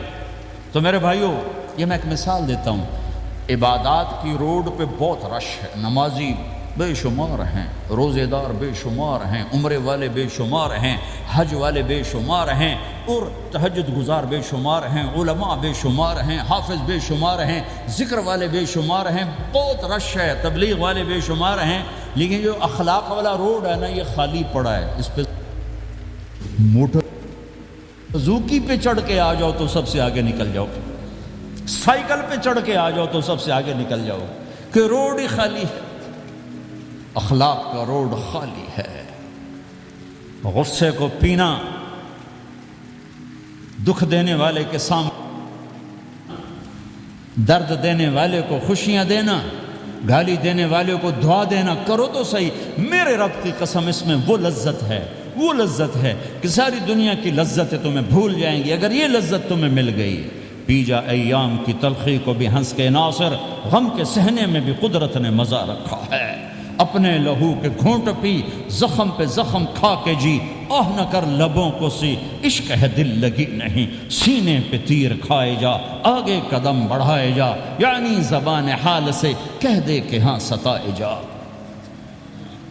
آج اخلاق کوئی نہیں ہے، میں تو روتا پھرتا ہوں۔ تبلیغ میں نکلو نکلو نکلو، خانقاہوں میں ذکر ذکر ذکر، اور مدرسوں میں فقہ فقہ فقہ، کوئی تو اس سبق کو بھی، یا اور بھی دکھ ہیں زمانے میں محبت کے سوا، راحتیں اور بھی ہیں وصل کی راحت کے سوا۔ جس دن امت کے اخلاق زندہ ہوئے آپ اسلام کی بہار دیکھو گے۔ اگر اپنے گھر میں خوشیاں لانا چاہتے ہو تو اللہ کی قسم بڑے گھر سے نہیں آئے گی، کوئی 5 لاکھ پاؤنڈ کی گاڑی سے خوشی نہیں آئے گی، کوئی بہت بڑا عالی شان بنگلہ بنانے سے خوشی نہیں آئے گی، تمہارے اخلاق سے گھر میں خوشی آئے گی۔ اگر بیوی کا سلوک تمہارے ساتھ اچھا ہے، تمہارا سلوک بیوی کے ساتھ اچھا ہے، اس گھر میں خوشی ہے۔ بیوی کا بول بدتمیز ہو تو خامند کی زندگی برباد، خامند کا بول بدتمیز ہو تو بیوی کی زندگی برباد، اولاد بد اخلاق ہو تو ماں باپ کی زندگی برباد، ماں باپ میں سختی ہو تو اولاد کی زندگی برباد، بھائی بھائی میں بول میں سختی ہو تو بھائی کی زندگی برباد، بہن بھائیوں میں سختی ہو تو بہن بھائی کی زندگی برباد، نیبر کے ساتھ سختی ہو تو نیبر کی زندگی برباد۔ میرے نبی نے فرمایا ما آمن بی من بات شبعان و جارہ جائع، وہ میرے اوپر ایمان لایا ہی نہیں جو خود پیٹ بھر کے کھائے اور پڑوسی بھوکا ہو۔ واللہ لا یؤمن، واللہ لا یؤمن، واللہ لا یؤمن، 3 دفعہ اللہ کی قسم ایمان والا نہیں، اللہ کی قسم ایمان والا نہیں، اللہ کی قسم ایمان والا نہیں۔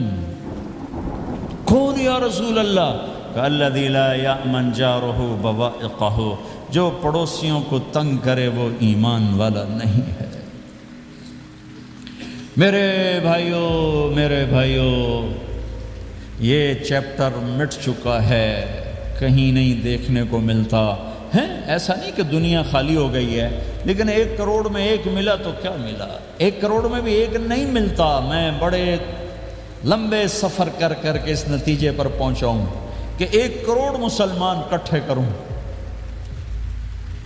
اس میں لاکھوں تہجد گزار ہوں گے، لاکھوں 5 وقت کے نمازی ہوں گے، اس میں لاکھوں عمرے حج کرنے والے ہوں گے، اس میں لاکھوں علماء حفاظ ہوں گے، لیکن شاید اخلاق والا ایک بھی نہ۔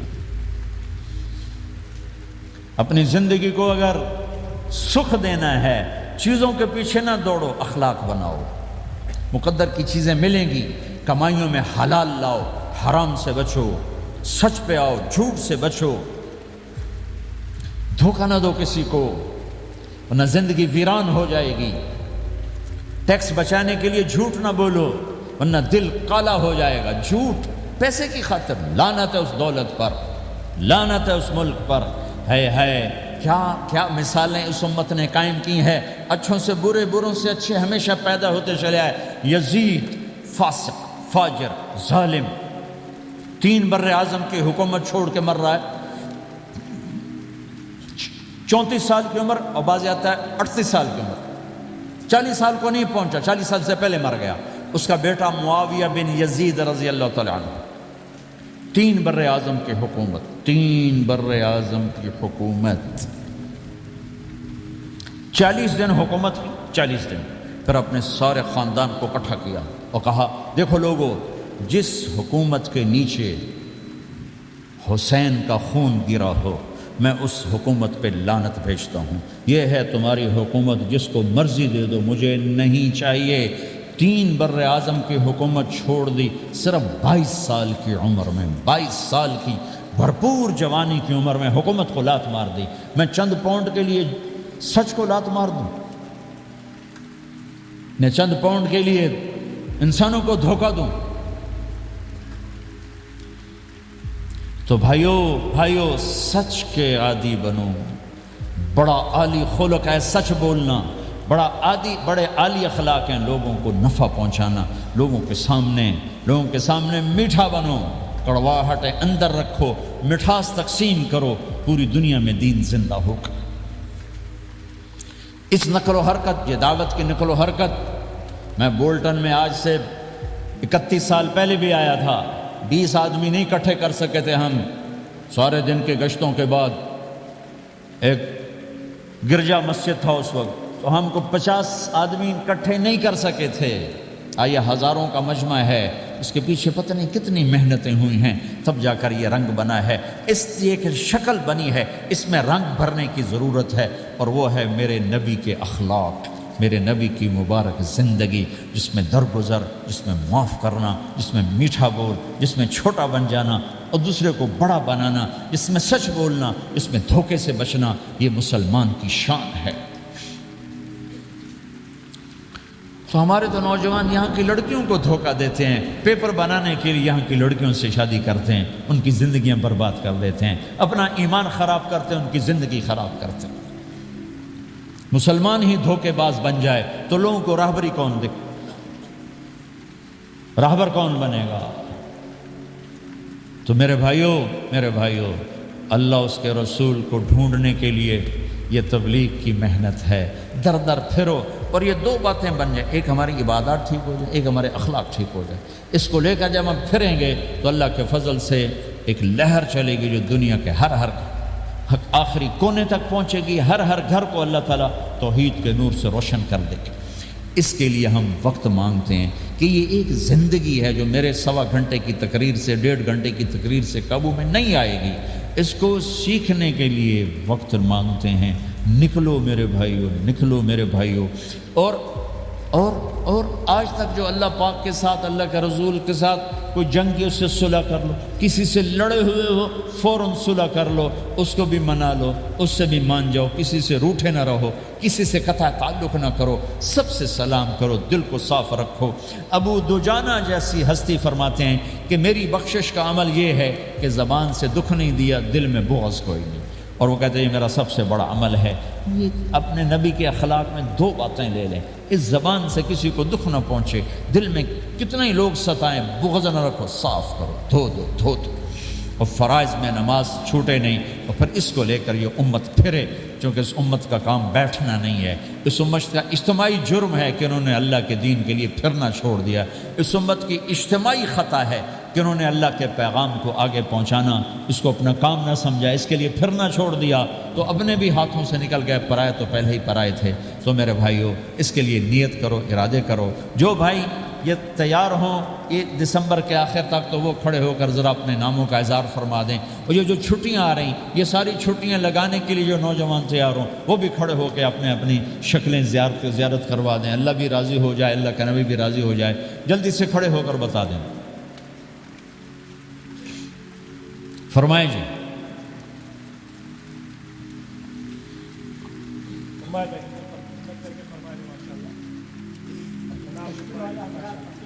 بولو بھائی،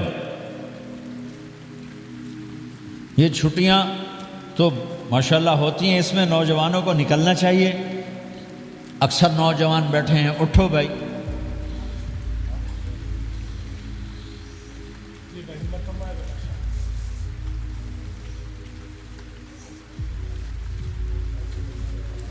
جلدی فرمائیں بھائی، جلدی فرمائیں. ایسے نہیں ہوگا، پہلے 4 مہینے دینا پھر سنوں گا. بیٹھ جاؤ، یہاں سوال نہیں کیا جاتا.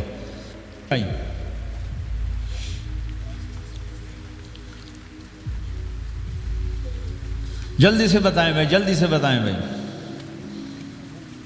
ان چھٹیوں میں کون نکلے گا اللہ کے راستے میں؟ ان چھٹیوں میں جو نوجوان تیار ہوں کھڑے ہو جائیں. ان چھٹیوں میں جو تیار ہیں چھٹیاں لگانے کے وہ کھڑے ہو جائیں. چھٹیاں اللہ کے راستے میں.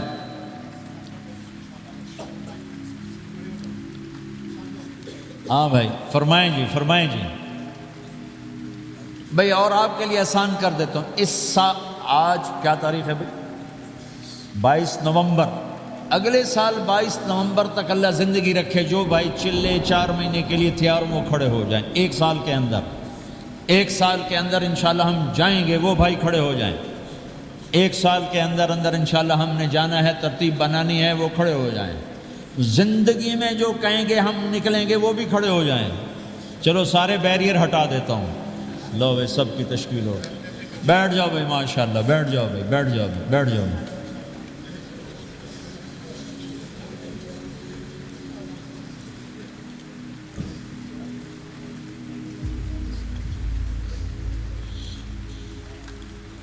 میں بیٹھ جائیں، میں دعا کرتے ہیں. دعا سے پہلے تھوڑی سی بات کرنا چاہتا ہوں، سن لیں پھر انشاءاللہ دعا کرتے ہیں. مسلمان کی زندگی چلتے پھرتے دعوت ہے. مسلمان کی زندگی چلتی پھرتی دعوت ہے.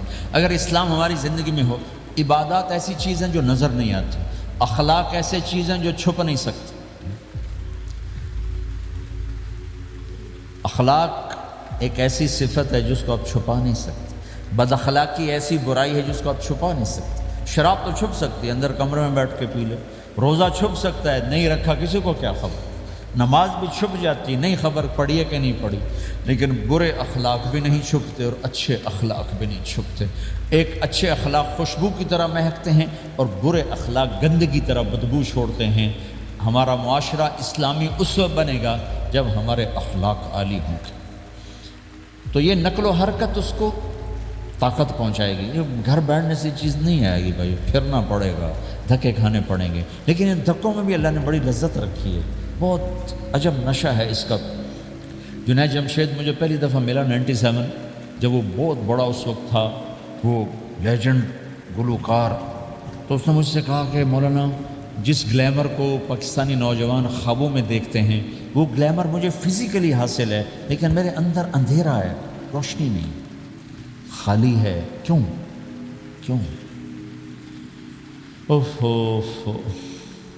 میں نے کہا تمہارے سیدھے گھٹنے میں درد ہو، تم الٹے گھٹنے میں دوا لگاؤ تو فائدہ ہوگا کہ نہیں. میں نے کہا اندھیرا تمہاری روح میں ہے اور تم روشن کر رہے ہو جسم کو، کبھی میوزک سے، کبھی کسی چیز سے، کبھی کسی چیز سے. تو عورت، شراب، میوزک، ان کا روح میں کوئی واسطہ ہی نہیں. یہ روح تک جاتی نہیں. ان کی پینیٹریشن جسم تک ہے اور جسم کو کنٹرول روح کرتی ہے. جب روح میں بھوک اٹھتی ہے تو وہ پریشانی میں کی شکل میں ظاہر ہوتی ہے. تم اللہ سے تعلق بنا لو، یہ سب کچھ ٹھیک ہو جائے گا. پھر جب ہم نے 3 چیلے شروع کیے تو اس کا مجھے فون آیا. ہمارا ایک شہر ہے چھوٹا سا، زلزلے میں ختم ہو گیا تھا، بالاکوٹ. تو اس کا مجھے وہاں سے فون آیا کہ مولانا میں ایک پرانی مسجد میں ایک پھٹی ہوئی چٹائی پر لیٹا ہوا ہوں اور جس سکون کو میں 5 سٹارز ہوٹل میں دیکھتا تھا، ڈھونڈتا تھا، وہ آج مجھے یہاں مل چکا ہے. اور مجھے یوں لگتا ہے میں ہوا میں اڑ جاؤں. کیا ہوا کہ اللہ سے تعلق بنا اور روح میں سکون آ گیا، ٹھنڈک آ گئی. تو ایک گناہوں سے بچنا اور ایک فرائض کو پورا کرنا، ایک اپنے اخلاق کو ٹھیک کرنا، یہ چند ایک کام ہیں جو کر لے گا اللہ اسے آباد کر دے گا.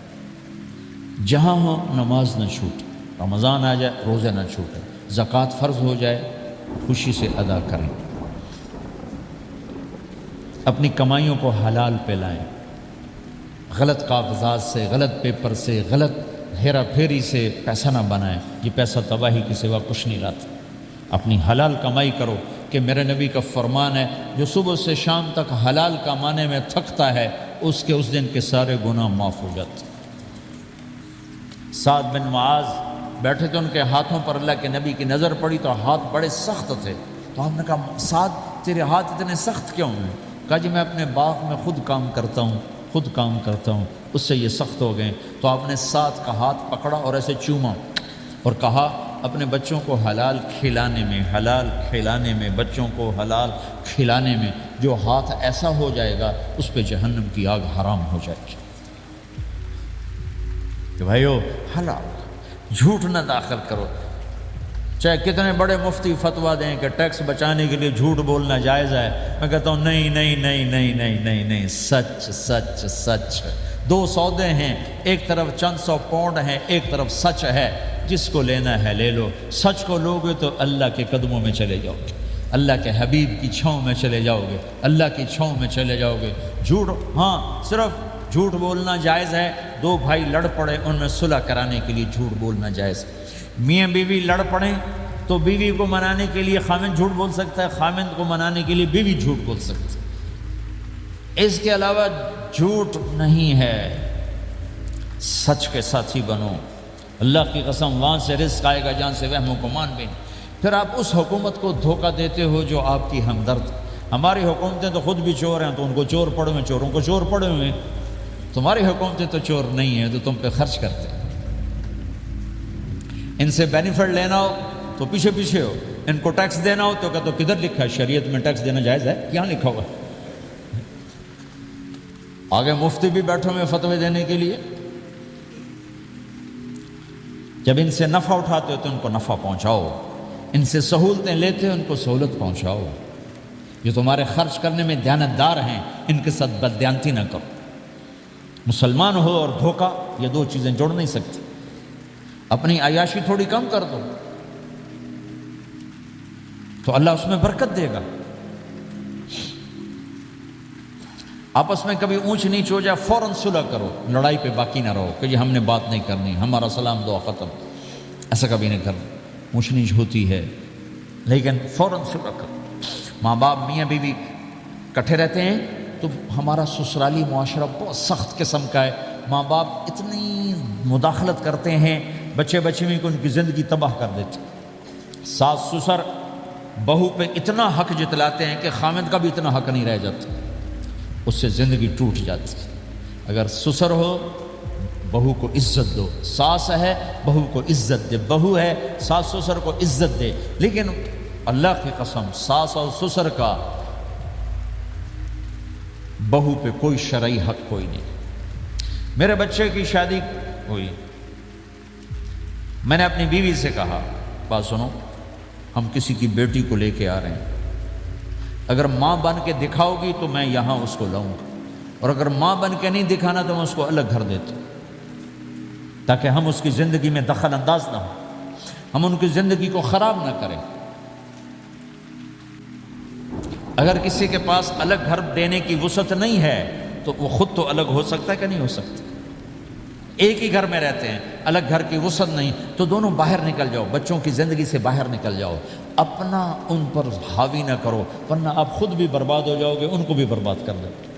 کتنی طلاقوں کے پیچھے ساس اور سسر ہیں، کتنی طلاقوں کے پیچھے میاں بیوی کی آپس کی بدتمیزی ہے کہ اس ماحول میں برداشت کرنے کا رواج ہی ختم ہو گیا۔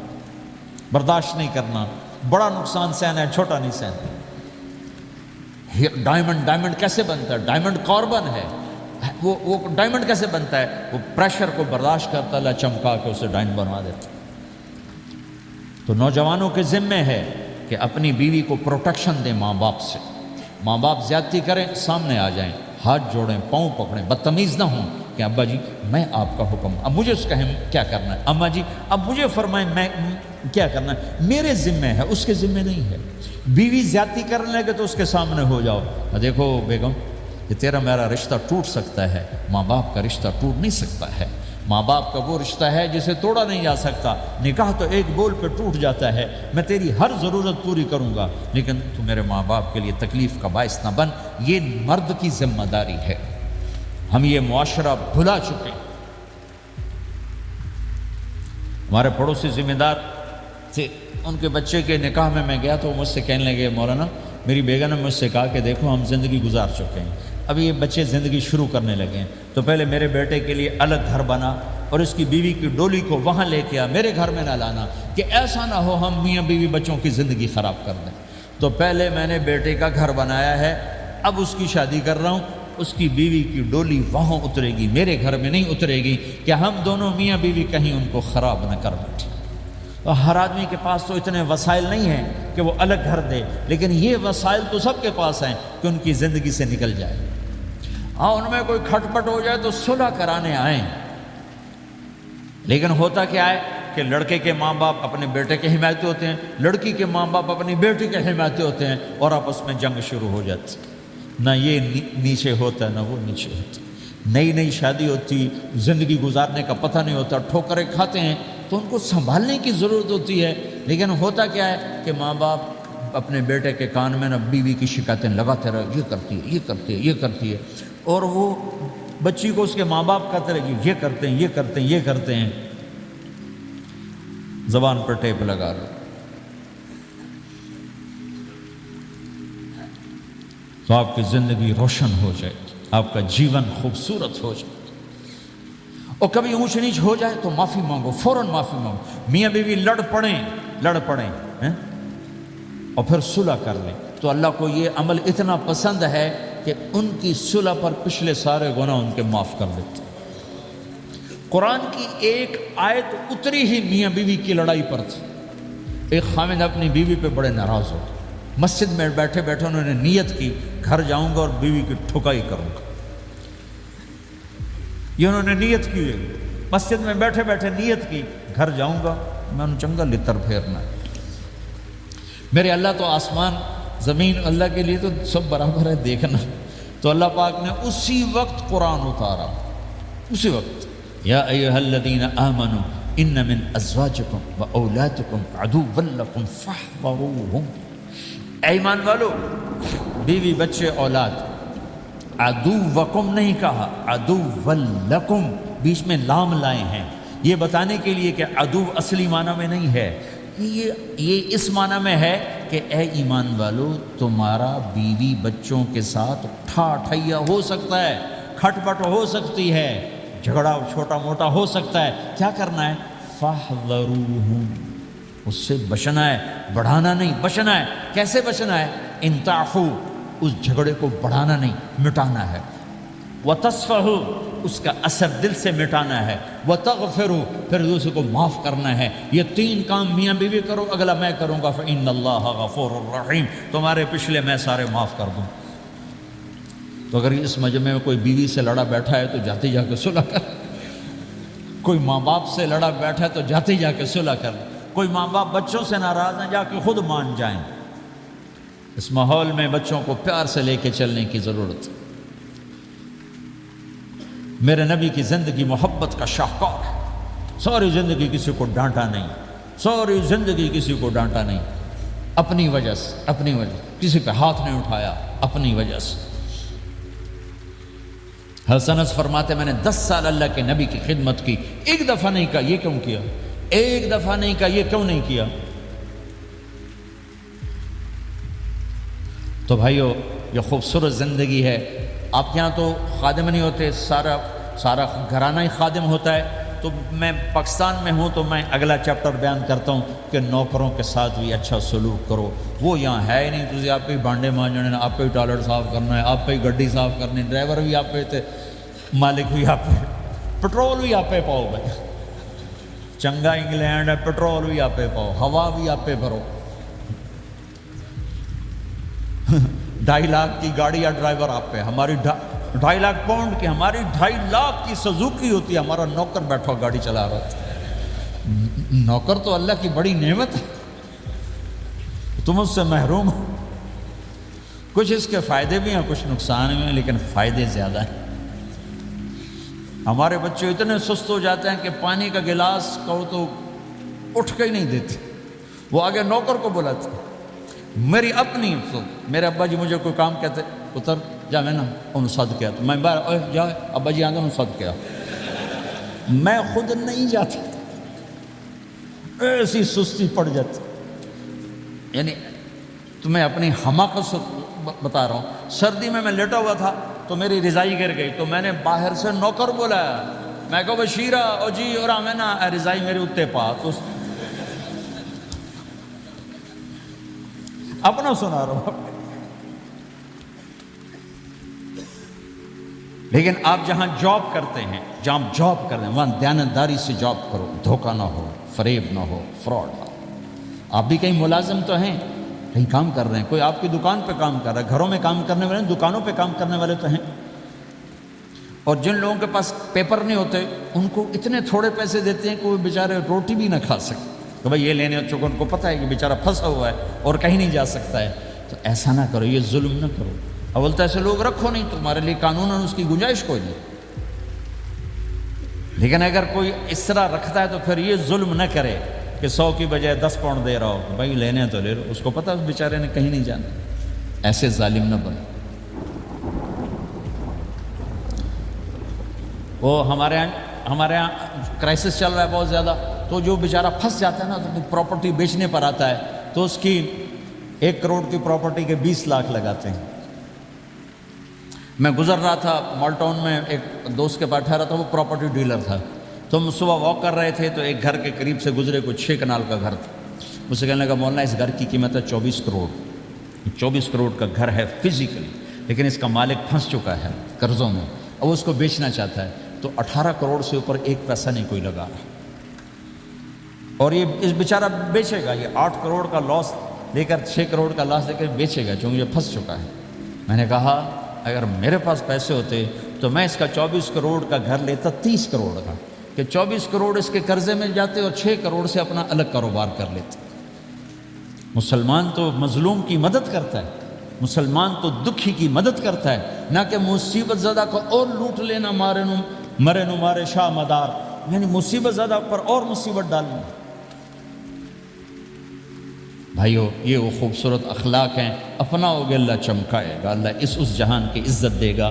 اور ایک آخری میری بات ہے، بہت بڑا مجمع ہے، بہت سارے نوجوان نظر آ رہے ہیں، آج تک جو اللہ رسول سے جنگ کی اس سے صلح کر لیں، جو گناہ کی اس سے معافی مانگ لیں۔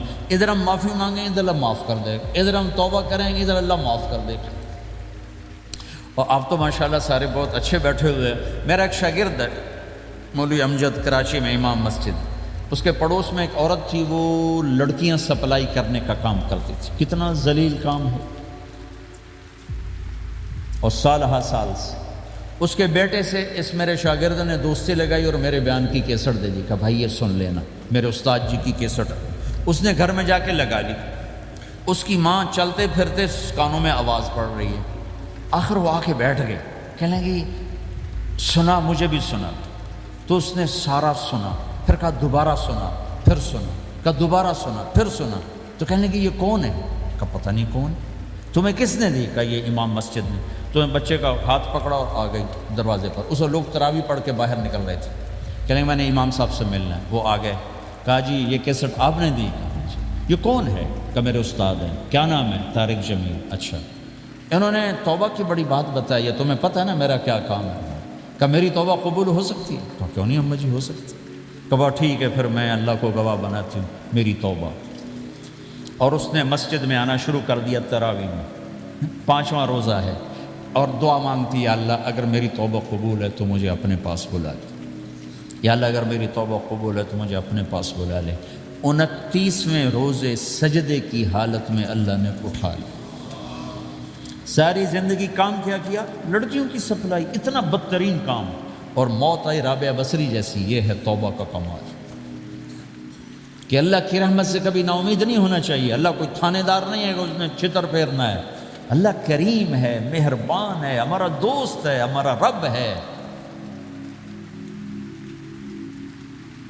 تو جب کبھی خطا ہو فوراً توبہ کرو، فوراً توبہ کرو، انشاءاللہ ایک دن آئے گا کہ اللہ ہمیں اپنی توبہ پہ پکا کر دے گا۔ تو یہ نیت تو کرو سارے جتنے بیٹھے ہو، بوڑھے جوان، کہ پچھلے پر ہم توبہ کرتے ہیں۔ کرتے ہو نیت؟ کہو یا اللہ میری توبہ، پھر کہو یا اللہ میری توبہ، پھر کہو یا اللہ میری توبہ۔ اگر یہ آپ نے سچے دل سے کہا ہے تو آپ کو مبارک ہو، آپ کے سب گناہ معاف ہو گئے، سارے معاف ہو گئے۔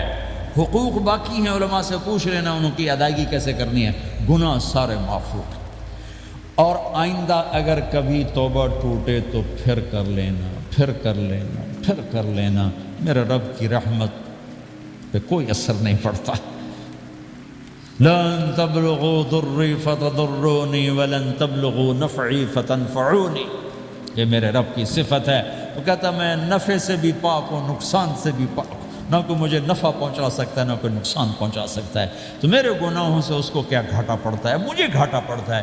لہٰذا جب بھی ہم معافی مانگیں گے وہ خوشی سے معاف کریں گے، جب بھی توبہ کریں گے خوشی سے قبول کریں گے، ٹھیک ہے نا؟ سارے نیت کرتے ہو؟ درود شریف پڑھو۔ اللہم لک الحمد کما انت اہلہ وصلی علی محمد کما انت اہلہ وافعل بنا ما انت اہلہ انک اہل التقوی واہل المغفرہ۔ ربنا آتنا فی الدنیا حسنہ وفی الآخرۃ حسنۃ وقنا عذاب النار۔ یا اللہ ہم نے توبہ کی ہے، ہماری توبہ قبول فرما۔ یا اللہ اپنے فضل و کرم سے اس کو پختہ فرما، اپنی محبت دے، اپنے حبیب کی محبت دے، اپنے حبیب کی معرفت دے۔ اس سب نوجوانوں کو قبول فرما، اس پورے شہر میں بسنے والے اہل ایمان کو قبول فرما، اس مسجد مدرسے کو قبول فرما۔ یا اللہ پوری دنیا کے انسانوں کے لیے ہمیں ہدایت کا ذریعہ بنا، ہمیں ہدایت کا ذریعہ بنا، ہمیں ہدایت کا ذریعہ بنا۔ یا اللہ ہم سے راضی ہو جا، ہم سب سے راضی ہو جا۔ جو ہمارے اہل و عیال مر کے تیرے پاس چلے گئے ان کی بخشش فرما دے، جب ہمارے جانے کا وقت ہے تو ایمان پہ خاتمہ نصیب فرما۔ یا اللہ ہمیں بیماریوں سے نجات دے، دکھ دردوں سے نجات دے، قرضوں سے پریشانیوں سے نجات دے، ہمیں کشادہ زندگی عطا فرما، ہمیں حلال کشادہ رزق عطا فرما، جسمانی ایمانی صحت مقدر فرما، ہر قسم کے دکھ درد ہمارے جسم سے چن لے، ہمیں عافیت صحت والی زندگی دے، اپنی اطاعت میں تھکنے والا بدن دے اور اپنے راستے میں خرچ کرنے والا مال دے، اور آپس میں الفت اور محبت دے، ہمارے اندر کے بغض نکال دے، حسد نکال دے، نفرتیں نکال دے، ہم سب سے راضی ہو جا اور ہمیں اپنے سے راضی کر لے۔ وصلی اللہ تعالی النبی الکریم، آمین برحمتک یا رحمت۔ اللہ تعالیٰ نے اپنی کتاب قرآن کے ذریعے اس دنیا کے لوگوں کو ہدایت عطا فرمائی۔ اس قرآن میں ایسی باتیں موجود ہیں جسے جان کر اور پڑھ کر ایک انسان ہدایت کے راستے میں آتا ہے اور جنت کے راستے تک پہنچتا ہے۔ مگر اللہ تعالیٰ نے یہی باتیں قرآن میں بیان فرمائی کہ اللہ تعالیٰ نے بیان فرمایا کہ وہی پروردگار ہے جس نے اندھیروں میں نور پیدا کیا۔ دو راستے ہیں، ایک تو اندھیرا کا راستہ اور دوسرا روشنی کا راستہ۔ دنیا میں گمراہی کے بے شمار راستے ہیں مگر ہدایت کا صرف ایک ہی راستہ ہے اور وہ ہے اللہ اور اس کے رسول صلی اللہ علیہ وسلم کا راستہ۔ وہ ہے اللہ اور اس کے رسول صلی اللہ علیہ وسلم کی اتباع کا راستہ۔ یہ وہ راستہ ہے جو ہدایت کا راستہ ہے۔ اس کے علاوہ جتنے راستے ہیں سارے راستے گمراہی کے ہیں۔ آقا کریم صلی اللہ علیہ وسلم نے جب اپنی زندگی میں آخری حج فرمایا تو اس آخری حج کے وقت آقا کریم صلی اللہ علیہ وسلم نے جہاں بے شمار نصیحتیں فرمائی، ان میں ایک وصیت آپ نے یہ بھی فرمائی کہ لوگوں، میں تمہارے بیچ دو چیزیں چھوڑ کر جا رہا ہوں، ایک اللہ کی کتاب اور ایک میری سنت۔ تم میں سے کوئی اگر ان میں سے کسی ایک کے ساتھ چمٹا رہے گا تو میں اس کی کامیابی کی ضمانت دیتا ہوں۔ اس لیے کہ جو بھی اللہ کی کتاب کے ساتھ، اللہ کے رسول کی سنت کے ساتھ جڑا رہے گا، اللہ تعالیٰ اسے آخرت میں کامیاب کریں گے اور اس کی زندگی بھی حسین سے حسین ہوگی، خوبصورت سے خوبصورت ہوگی۔ اس لیے کہ پیغمبر اسلام صلی اللہ علیہ وسلم سے زیادہ حسین تعلیم اس کائنات میں کسی کی بھی نہیں ہو سکتی۔ آقا اللہ تبارک و تعالیٰ نے قرآن میں بار بار یہ بات کہی ہے، ما آتاکم الرسول فخذوہ اطیعوا اللہ و اطیعوا الرسول۔ اے لوگو تم لوگ اللہ کی اطاعت کرو اور رسول کی اطاعت کرو، اور یہ بھی فرمایا کہ تم جو کچھ رسول تمہیں کہیں اس پر عمل کرو اور رسول جن چیزوں سے تمہیں منع کرے اس سے رک جایا کرو۔ قرآن مقدس کی یہ تمام باتیں ہمیں یہ بتاتی ہیں کہ ایک انسان کو کامیاب ہونے کے لیے اللہ اور اس کے رسول صلی اللہ علیہ وسلم کی پیروی کرنی چاہیے۔ بس سب سے خاص بات یہ ہے کہ اللہ کے نبی صلی اللہ علیہ وسلم کی اتباع اور آقا کریم صلی اللہ علیہ وسلم کی سنت انسان کی فطرت کے مطابق ہے۔ یعنی کہ جو چیزیں انسان کی فطرت قبول کرتی ہیں اور جن چیزوں کو فطرت اچھا کہتی ہیں، آقا کریم صلی اللہ علیہ وسلم کی تعلیمات میں وہی چیزیں موجود ہیں۔ مثلا اسلام میں شراب کو حرام کہا گیا، اسلام میں جھوٹ کو حرام کہا گیا۔ آقا کریم صلی اللہ علیہ وسلم نے غیبت کرنے یعنی کسی کے پیٹھ پیچھے برائی بیان کرنے کو برا کام بتایا، چغلی کرنے کو برا کام بتایا۔ اسی طریقے سے کسی سے لڑائی جھگڑا کہنے کو غلط کہا اور کسی کے ساتھ گالی گلوچ کرنے کو بھی برا کہا۔ یہ وہ تمام چیزیں ہیں جس کو عقل بھی مانتی ہے کہ ہاں واقعی یہ ایسا ہونا چاہیے۔ دنیا میں کوئی ایسا آدمی نہیں ملے گا جو شراب کو اچھا کہتا ہو، جھوٹ کو صحیح مانتا ہو، دروغ کو صحیح مانتا ہو، کسی کو دھوکہ دینے کو اچھا مانتا ہو، ایسا کہیں نہیں ہے۔ اللہ کے نبی صلی اللہ علیہ وسلم کی تعلیمات بھی یہی ہے کہ تم سچائی کے ساتھ زندگی گزارو، اچھے کام کرو، برے کاموں سے اپنے آپ کو بچاؤ۔ اللہ کے نبی صلی اللہ علیہ وسلم کی تعلیمات میں کتنی خوبصورت خوبصورت تعلیمات ہیں۔ آقا کریم صلی اللہ علیہ وسلم نے ایک طرف برائی سے روکا، دوسری طرف بندوں کو اللہ سے ملایا، تیسری طرف بندوں کو بندوں سے ملایا۔ آقا کریم صلی اللہ علیہ وسلم نے فرمایا کہ انسان کا اعلیٰ اخلاق یہ ہے کہ اگر اس کے پڑوس میں کوئی یہودی بھی رہتا ہو تو وہ بھی اس کے اخلاق سے خوش رہے۔ ایک انسان کے اچھے اخلاق کا مالک ہونے کا معیار اور کسوٹی یہ ہے کہ اس کے پڑوسی گواہی دے کہ یہ اچھا آدمی ہے۔ آقا کریم صلی اللہ علیہ وسلم نے اس میں پڑوسی کا حق اور مرتبے کو بیان کر دیا۔ ایک روایت میں اللہ کے نبی نے فرمایا کہ اگر تمہارے گھر میں کوئی اچھی چیز بنے تو اسے بڑھا کر بناؤ اور اپنے پڑوسی کے یہاں بھجواؤ، کیونکہ اس سے محبت بڑھتی ہے۔ اور فرمایا اپنے دوست و احباب، رشتہ دار یا دیگر لوگوں کو ہدیے دیا کرو، گفٹ کیا کرو، اس سے بھی تم میں محبت پیدا ہوگی، آپس میں ایک دوسرے کے قریب ہو جاؤ گے۔ یہ ہے اللہ کے نبی صلی اللہ علیہ وسلم کی سنتیں۔ اور اس کے علاوہ اللہ کے نبی صلی اللہ علیہ وسلم نے مخلوق کے ساتھ بھی ہمدردی کرنے کا اور دیگر چیزوں سے بھی ہمدردی کرنے کا سبق پڑھایا۔ خلاصہ یہ ہے کہ مخلوق کے ساتھ یا اللہ کے ساتھ ملنے کا صرف ایک ہی راستہ ہے، وہ ہے نبی پاک صلی اللہ علیہ وسلم کا راستہ، سنت کا راستہ، قرآن کا راستہ، کتاب کا راستہ۔ اللہ تعالیٰ سے دعا ہے اللہ تعالیٰ اپنے حبیب محمد عربی صلی اللہ علیہ وسلم کے نقش قدم پر چل کر دین اور دنیا میں سرخروئی عطا فرمائے، دین اور دنیا کی سربلندی نصیب فرمائے۔ سبسکرائب کریں ہمارے چینل لائٹ ٹو ہیومینٹی کو، کلک کریں بیل آئیکن پہ جس سے ہر ایک نوٹیفیکیشن آپ کو ملتی رہے۔